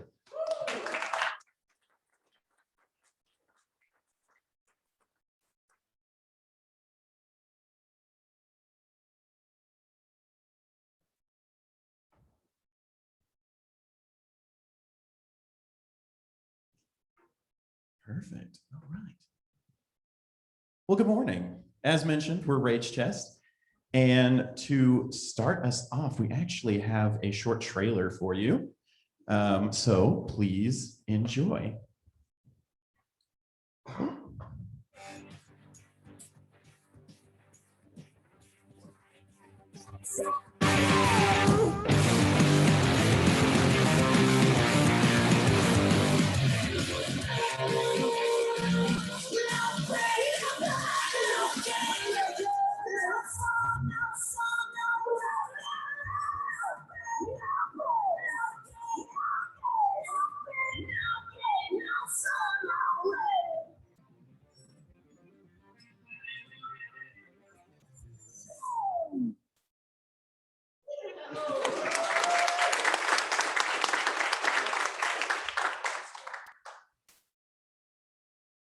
Good morning, everyone. We're the Rage Chess team.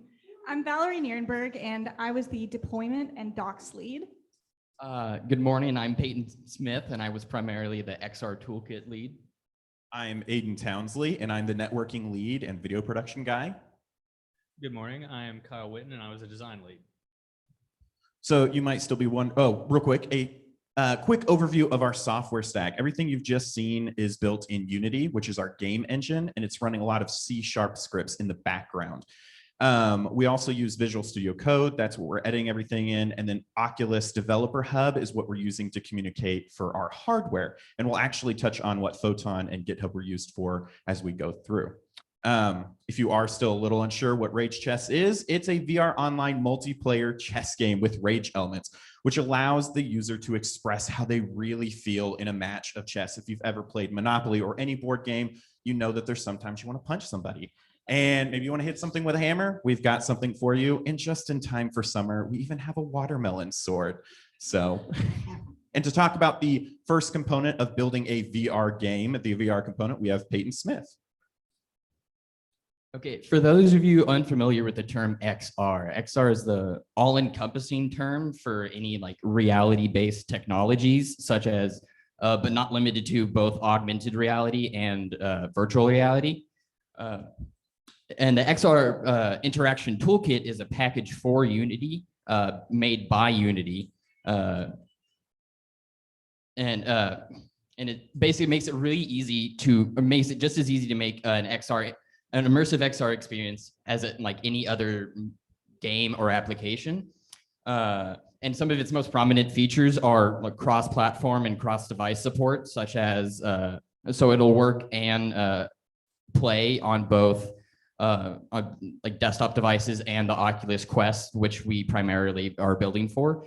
And it also comes with a great starting interaction system that we can build upon to add more features, and great starting objects to create a very quick XR scene inside of Unity. Here over to my right is some of the code we've created, because the XR Interaction Toolkit is built to be very extendable. So we were able to create our own custom code to do all the functions and functionality that isn't natively supported by the toolkit or Unity itself. So over on the left, in the top left, you can see is some source code from the XR interaction toolkit itself, which we utilize and hook onto in our own custom code on the right and underneath. Over on the right deals with like basic objects in our scene, such as the chess pieces and other weapons or whatnot. But we wanted specific interaction for the arrows. So in the bottom right is that specific code to only deal with the arrows, so they always work the way we want arrows to function, because they're a bit different than other objects in the scene.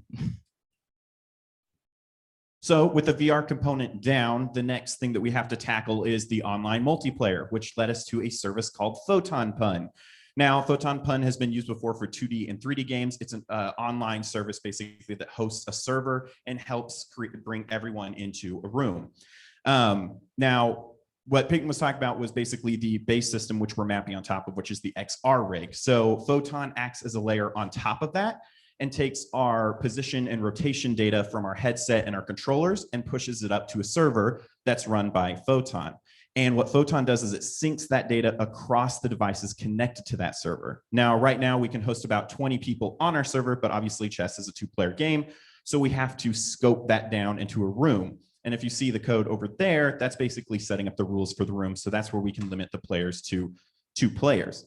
Now, at first, we'd kind of considering having a bot versus person experience, but if we dream back moments ago, you saw how terribly I did against a bot. I'd like to eventually win a chess game. So we figured that a person versus person experience was the best, and especially because you like to yell at another person, you can't really yell at a bot. But if we stopped here, all that would be synced in that room is 2 players. You'd see each other wave, but a lot is still running locally on your headset. So if I pick up a chess piece in that room, it's not synced. You'll see my hand move and touch it, but it won't be picked up. So there was a lot more work to get everything network compatible with Photon, which I'm going to hand things over to Kyle Witten to talk about how we integrated those assets. Okay, when it came to asset integration and Rage Chess, we decided early on that we were going to save the rendering of our own 3D objects for a future goal. We did this decision to allow ourselves ample time to learn C# and implement Rage elements into the game. And if you look over here, we just have one of our chess pieces. This is from a low poly 3D chess pack that we imported into our game. And when we imported this piece along with the other ones, they come with some certain components over here. And 2 that it came with to start was a rigid body and a, where are we? The mesh, excuse me, mesh collider right here. And so we thought that we could just add an XR grab interactable to it, and that would allow us to go in the game, pick it up, and it would move across the network. So we added the XR grab interactable, loaded it up on the Oculus 2, went in and tested, and we could see the other person moving because we had a network or Photon Pun network set up, but the objects were not transferring. So we would each be causing chaos, but nothing would be happening on the other person's board with the pieces. So back to the drawing board, we had to take off the mesh collider because it also had another problem where it could sit the piece upside down on its head, which isn't realistic.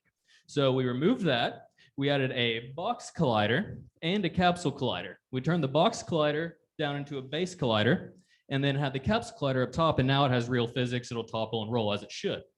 And then to handle with it not going over the network to your opponent, we had added a photon view here, which gives each object an ID across the network. And here we had to add a photon rigid body view to track the rigid body of the 3D object across the network. And as we come down, the XR grab interactable I talked about, we had to change that to an XR grab network interactable, which we just changed the name, and the code we added to it was the code that Peyton shared with you earlier to fix our arrows and the movement of objects across the network. And then for fun, we added the target script here, which is from this cube and this cube up here and the other cubes in the room. And that allows for it to be hit with an arrow and change colors. And so now you can shoot the chess pieces and they will turn gold and shoot off the board. And so the real challenge that came with asset integration and Rage Chess was figuring out which objects needed which components. Because not everything needs to be grabbable across the network, but we do want to have an ID and a rigid body view for the target here because we want the other opponent to see that turn blue and sway in the air as it gets hit. And so that's where the true challenge lied with asset integration. And to talk about some hurdles we had, I give you Valerie. Since our team decided to dive into a new to us software and a new language for this project, we had the opportunity to develop solutions to a variety of problems along the way.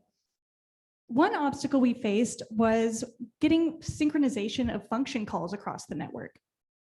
For example, with our save and reset buttons that allow players to press a reset button or a save button to save the positions of the pieces and the board so that they can rage all they want and then go back to the game. We wanted one person to be able to click the reset button and for that custom method to be called not only for that player, but also for the opposing player at the same time. After a lot of research, in order to solve this problem, we were able to implement RPCs, which are remote procedure calls that allow for these remote function calls on a player in the same virtual room as you. Another challenge that we faced was with regard to our code base management. Originally, we started working on the project on GitHub branches for version control, but we found that this wasn't the best workflow setup for us due to conflicting temporary files as well as behind the scenes changes that Unity makes to the project every time we would build and run. So we decided to migrate over to use Unity Collaborate, where we could work on the project simultaneously, publish our changes directly in Unity, and then sync those changes through the cloud. These and certainly many other obstacles that we faced along the way really bolstered our resilience and allowed us to grow a lot together as a team. We all intend to continue working on Rage Chess, and just a handful of our future goals are adding voice chat, implementing legal chess moves, improving our scoring system, and designing our own 3D models. We thank you so much for your time, and we really hope that you'll join us at our booth so you all can try out Rage Chess for yourself and give us your feedback.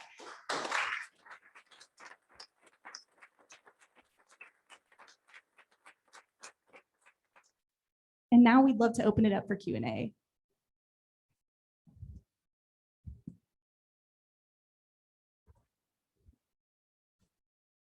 Derek? Did you look at any other tools other than Unity? That's the actual. And why did you choose Unity? So the question is, did we look at any other tools besides Unity, and why did we choose Unity? And Peyton, do you want to talk about this one?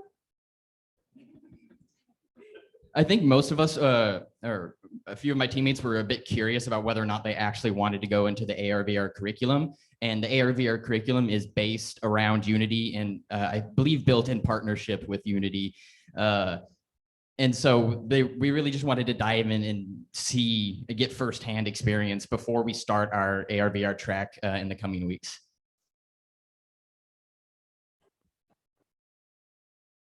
Grace? A couple of small clarifications. Does a user need to manually save? And when a user does save, does it save all of the environment or just the chess? So the first part of the question is, does the user need to manually save? And the answer to that is, we actually have our save method called as the player enters the room. And so originally the player does not need to click the save button in order to save the original state of the chessboard in pieces. And the second part of the question is the whole environment reset or are just the pieces and the board reset? Currently, we just have the board and the pieces reset, but that's customizable. So right now, as it is, the vector 3 positions of those pieces and the board are saved in an array. And that is how those positions are saved and then reset upon clicking the buttons. Ryan? Are there any features that you wanted to add but didn't have time? Aiden, you want to talk about some of those? Yeah. So I think a big goal at the thought that was maybe a little ambitious was we wanted to implement legal chess moves. So we wanted you to actually be able to come in with maybe a little less experience in chess and still play. But you could see by the breadth of Alex's project, that's a lot to tackle. And we really wanted to focus more on the experience and having fun. So that was kind of the big goal that as a team we talked about quite a few times and ended up having to drop to a later date. Just for the sake of, we wanted a fun experience more than necessarily it being like a chess-centered game.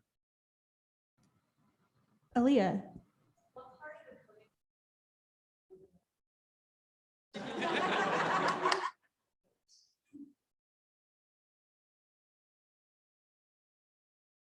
I would have to say probably the remote procedure calls.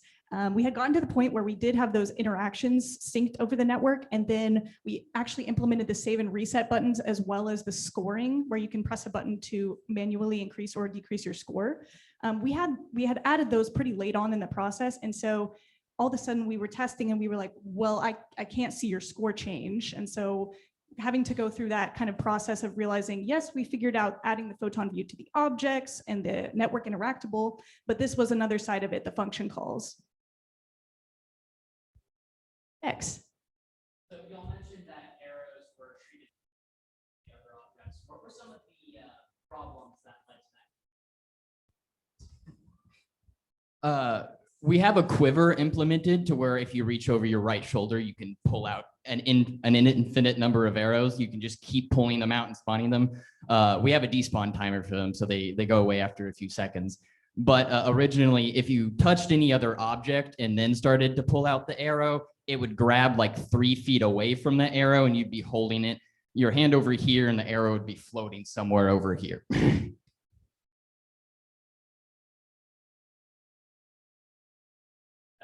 Yes, sir. So will you be able to play against Alex's not bot? Do we really want to see that again? I'm just kidding. We're definitely looking to collaborate in the future. We have a question from Zoom. Sean, go ahead. Hey, so I've got a question about the VR specific side of things. Did you do anything to help mitigate motion sickness or increase comfort in the VR setting? So we are in the beginning stage. That's something that, as we kind of were watching a lot of tutorials and trying to figure out like what's best, there is a lot of that needs to be implemented. But for us, the biggest thing that we had to figure out was your head is a interactable object. So if you get shot with an arrow, originally it would just stay there, and you try to pull it out, and you throw it, and then it would just sweep right back to you.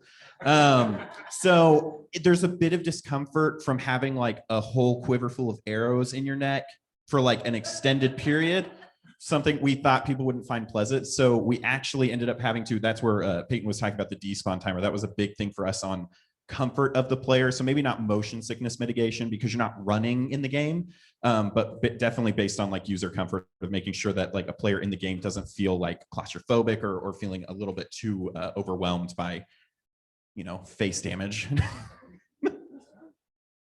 Hope. And I was going to ask, with the bow and arrow thing, you have it set up for right-handed. Would there be a possibility of trying to set it up where you could choose right or left hand? So the question was, it seems like your bow and arrow is set up for right-handed. Is there a possibility of changing that to be able to be used for left-handed as well? Kyle, do you want to cover that? Yes, you can hold the bow left-handed if you want, or right-handed if you want, but then you have to still reach over your right shoulder. So yes, it is awkward, but yeah, we can just pretty easily add a quiver over the other shoulder, and then you just go crazy, do whatever you want. You can just throw the arrows as well without the bow. Yes, David. What does your development environments look like? Like what operating system do you guys use? And doing like most of your coding in Unity itself, or like you got like the way of integrating it with like VS Code or something? So the question was, what was our development environment like? Were we coding directly in Unity or did we use VS Code? We did use Visual Studio Code. I will say we were working primarily in person up at campus here, and we had Mac computers set up for the AR VR functionalities that had Unity installed. And I'll have Peyton actually touch on a little bit of the differences of why that presented a little bit of a challenge to us as well. With macOS, we couldn't run the app natively and test it inside of VR on those computers. So anytime we were testing there, any change we made functionality-wise, we would have to build the entire game into an Android package and install it onto the Oculus Quest itself, go in and test it. So that presented some challenges because like we would like be confident in a change, hope that it would work, going, and it just did not work. But at home, I'm lucky enough to have a Windows computer that's capable of running VR. So in some downtime, I was able to go in and actually run the game natively inside of VR and be able to test and live and see like live data within the scene of what's going on while I'm inside VR messing with the environment and testing out code.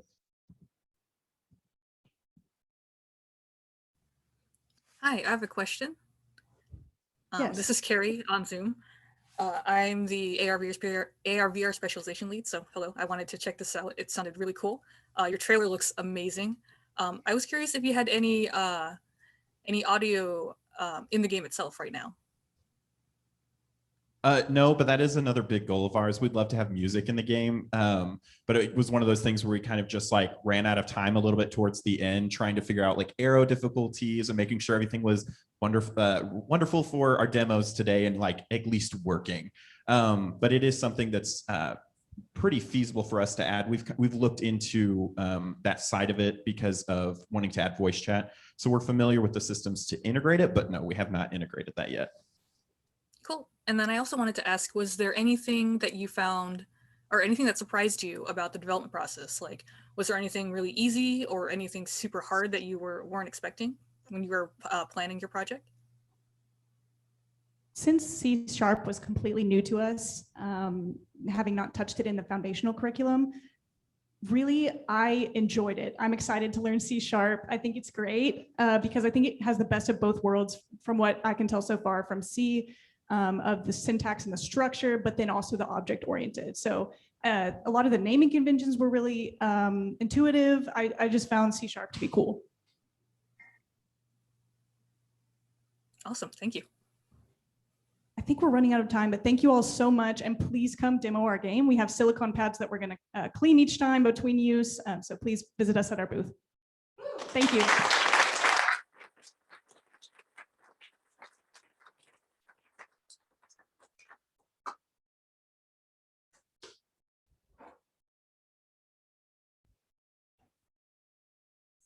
All right. Hello. All right. Our final presentation of the day is by our beloved Ilia Devor and Carlos Esquivel. They have an Alexa voice interface accessibility solution for someone who wants to set a timer. So please welcome LumiCube.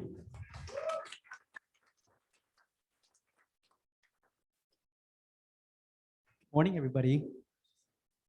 We are so excited to show you what LumiQ is all about this morning. And to tell you a little bit more about that and introduce ourselves, I'm going to pass it off to Aaliyah.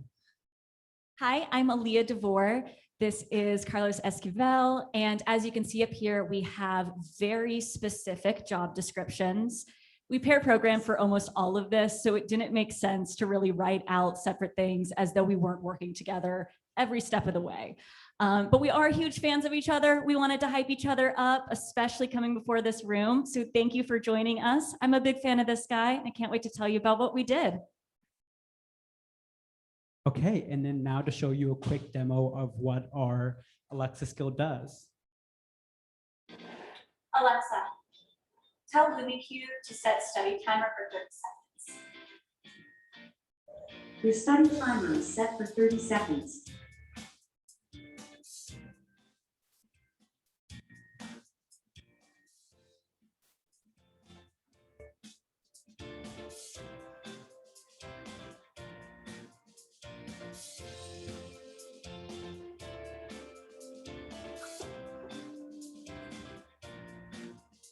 Alexa, how much is left on my timer?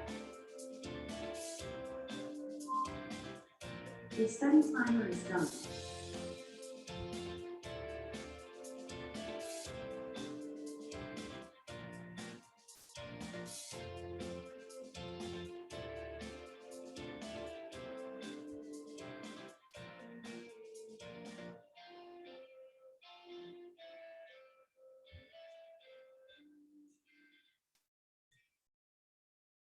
Okay, so that is the Alexa timer application that we built in action.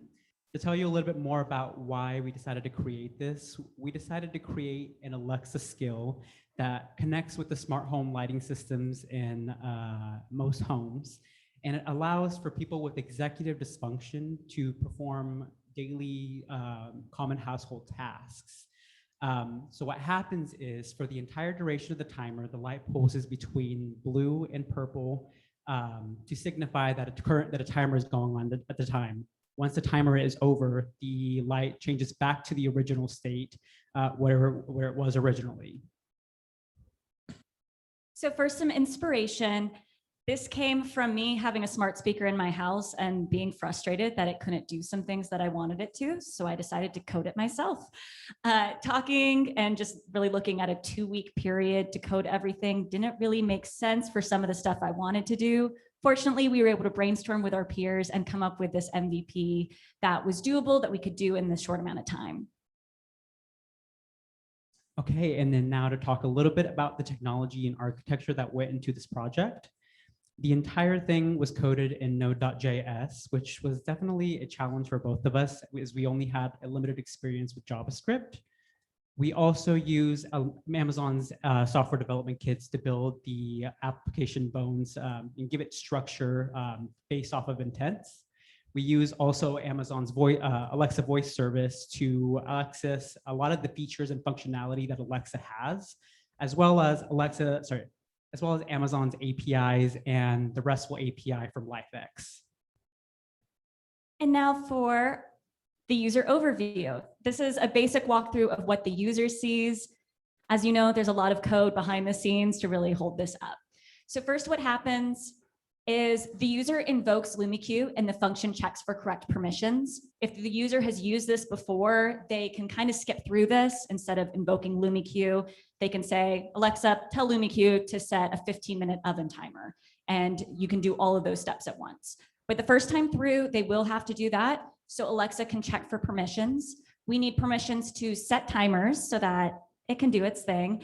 We also need list permissions because we have to get a specific token from the user. That way we're not just toggling Carlos's lights in his house every time a timer goes off, but we're actually using that specific user's lights and changing that state.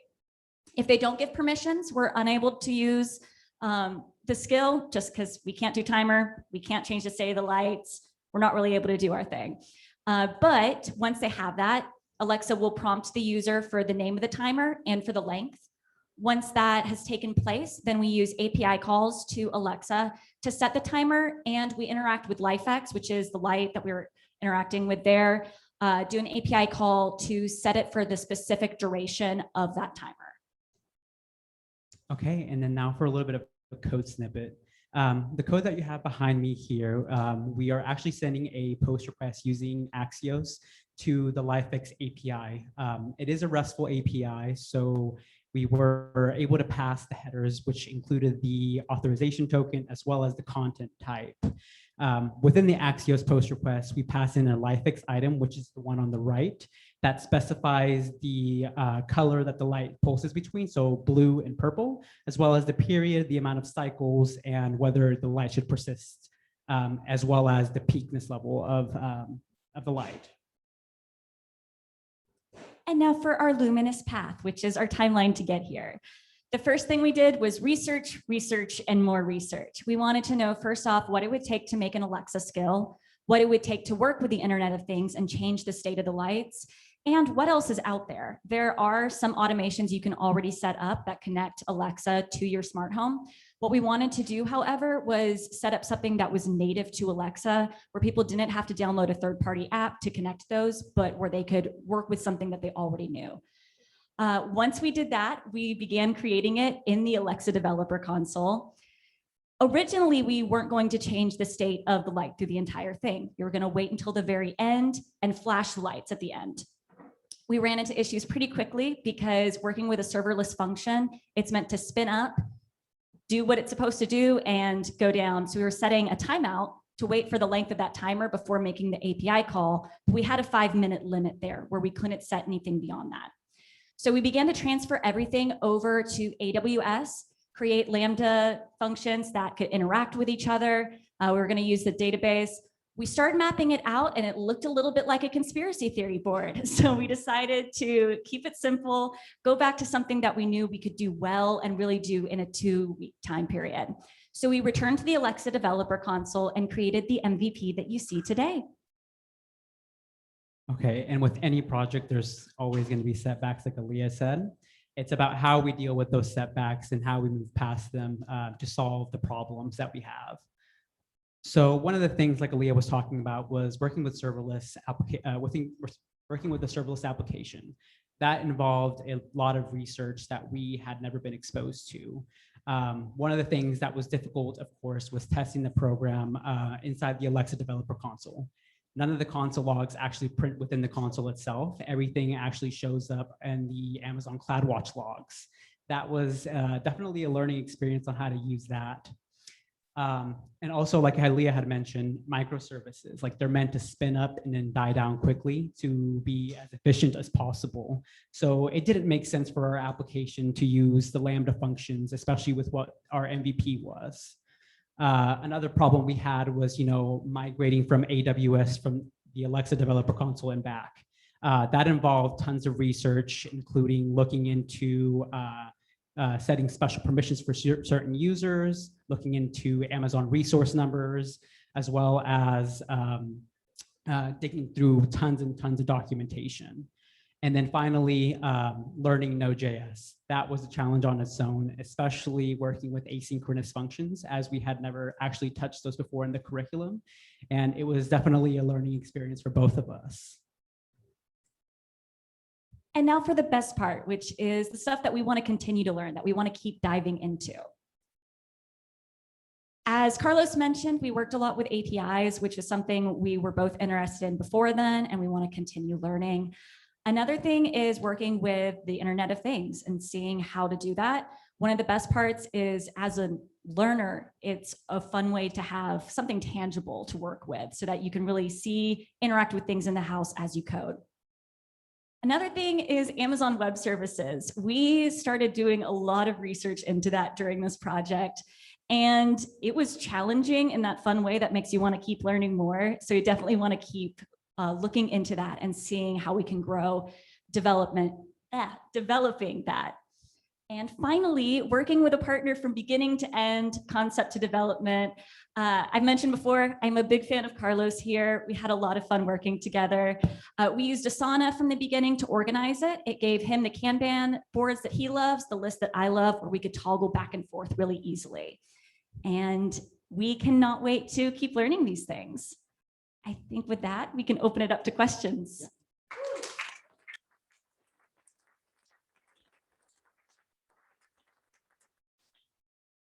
Okay, so I heard it works with timers. Would there be a way to possibly integrate it where it could work with either like alarms or like calendar notification kind of stuff? Down the road, yes. Our next step for stretch goals was working with reminders, so that, for instance, if you set a brush your teeth timer in the morning, if that was something that you needed the timer to help you do, you could also then say, hey, Alexa, ask LumiQ when the last time I brushed my teeth was, or something like that. When was the last time I took my medicine?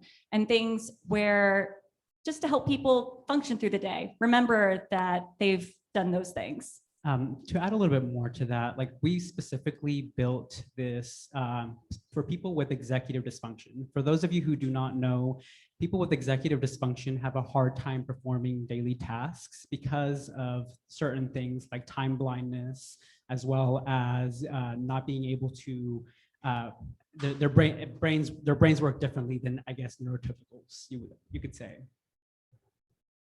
Yeah, so we wanted to add that support to it. Stan. Quick question. Do you consider adding a component, or maybe would it be applicable to ask the Alexa to turn the lights down in intensity, like 25% or by 50% or something like that? Yes, so that's another thing we wanted to do was personalization and adding that intent in. We haven't gotten around to it yet, but it should be a pretty quick fix of doing that. So the intensity, also the color. Right now we have a 10-second period to fade from purple to blue and back, but having it where people can customize those colors, maybe customize how long it takes to fade between those as well. Hi, I have a question from Zoom. This is Kristen. My question is actually also, I love the wave, also about the colors. Was there a purpose for the purple and blue? Yeah, actually, so I went and did some research on colors to see what kind of colors promote calmness. We wanted colors that wouldn't be alarming, like red or yellow. To instead, we wanted to provide an experience that the timer isn't promoting urgency. It's just letting you know, like kind of like a gentle nudge that, there's a timer going on. Like, you're maybe in the middle of a task. Don't forget about the timer, it's there. So it's a gentle nudge. Thank you. Garrison. I have a question about voice recognition, and it might just be the medium of Alexa, but how do you get Alexa to understand that specifically you want a timer set versus a reminder that you taken your medicine like 2 or 3 hours ago? So the way that it works is that we have what's called an interaction model, and it's a giant JSON body response that contains the different types of user utterances that they can provide to Alexa. Amazon handles all of the voice recognition as well as transforming that into strings. We don't handle any of that. So what happens is all we have to do is map the conversations and then put slots in where things might change. So say that the user says says 30-minute timer, or someone else might say half an hour timer. Alexa will be able to pick up on that because of the slots that they provide for us to be able to grab those as variables and access them within our code. Yes. Now that you're more familiar with writing skills for Alexa, were there any other ideas that you were inspired to possibly come back to later? Yes, there's definitely a lot of ideas. Me and Aaliyah were actually talking about one yesterday about talking about like placing kind of something similar to putting a geofence, and then when you leave or enter a certain location, add a trigger event. So there is some things out there where you can turn the lights off. I forget to turn the lights off every time I leave the house. So adding a trigger event where you leave the house, it turns off the lights automatically, as well as it was a few other things we had talked about. You had one of setting when you put your phone down in specific Yeah, places. we talked about using NFC tags as well to run like scripts and stuff. So there's a whole possibility out there with like IoT devices. There's a lot of functionality that has not been discovered yet. One example of that would be an application that we actually found during the process of this called the If This Then That. It provides premier access to a lot of companies' APIs to be able to automate a lot of things within your household and stuff. So there's a huge possibility and a huge ocean of different ideas that are out there. They just need to be coded. Yes, Celodex. So you obviously already have it set up to work with smart lights. Does it already have any other smart device interactivity yet, or is that just controls? As of now, we only use the specific LifeX API, mostly because they have a public API and we could access it. Moving forward, though, there are other things that we would love to be able to trigger, especially if, we could even do it based on smart fridges. Honestly, yeah. Too. As long as they have an API, like, why not, right? Yeah. And I think that's all we have for questions. Have a great day, and please visit us at our booth for a live demo.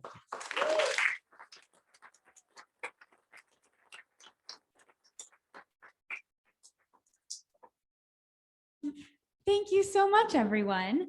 That actually concludes our projects for the day and our project presentations for the day. And I'd like to take a second to thank all of our student presenters for all of their hard work over the past month on these projects and presentations.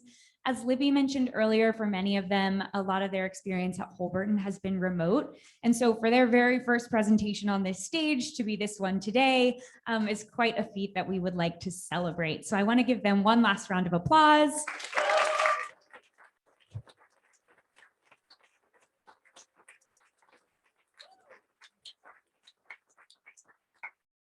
Derek is very spirited.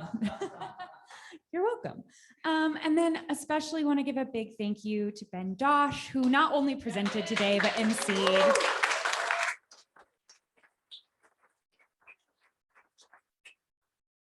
He put himself in the hot seat today by doing both, but we really appreciate it. And then I want to invite you all. We've got some food here. We've got drinks. We're going to invite you all to hang out in this cantina area, have a bite to eat, get something to drink, and then our students will be working on setting up their booths right now, and I'll come back to the stage and announce when their booths are ready, and you can come walk around, scan QR codes, and engage with their projects.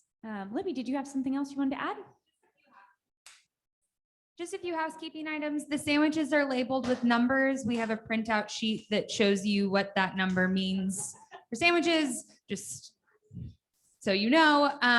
Please, if you can keep food and beverages in either the cantina or in this space and not walk with them out into the rest of our campus, we would really, really appreciate that. We've got lots of technology. And then if you're a student, we have name badges for you if you presented today. So come grab your name badge before you go out into the space. That way people know who you are and can look you up on LinkedIn. That's all. Thank you, Libby. I'll let you all grab a bite to eat and play some music.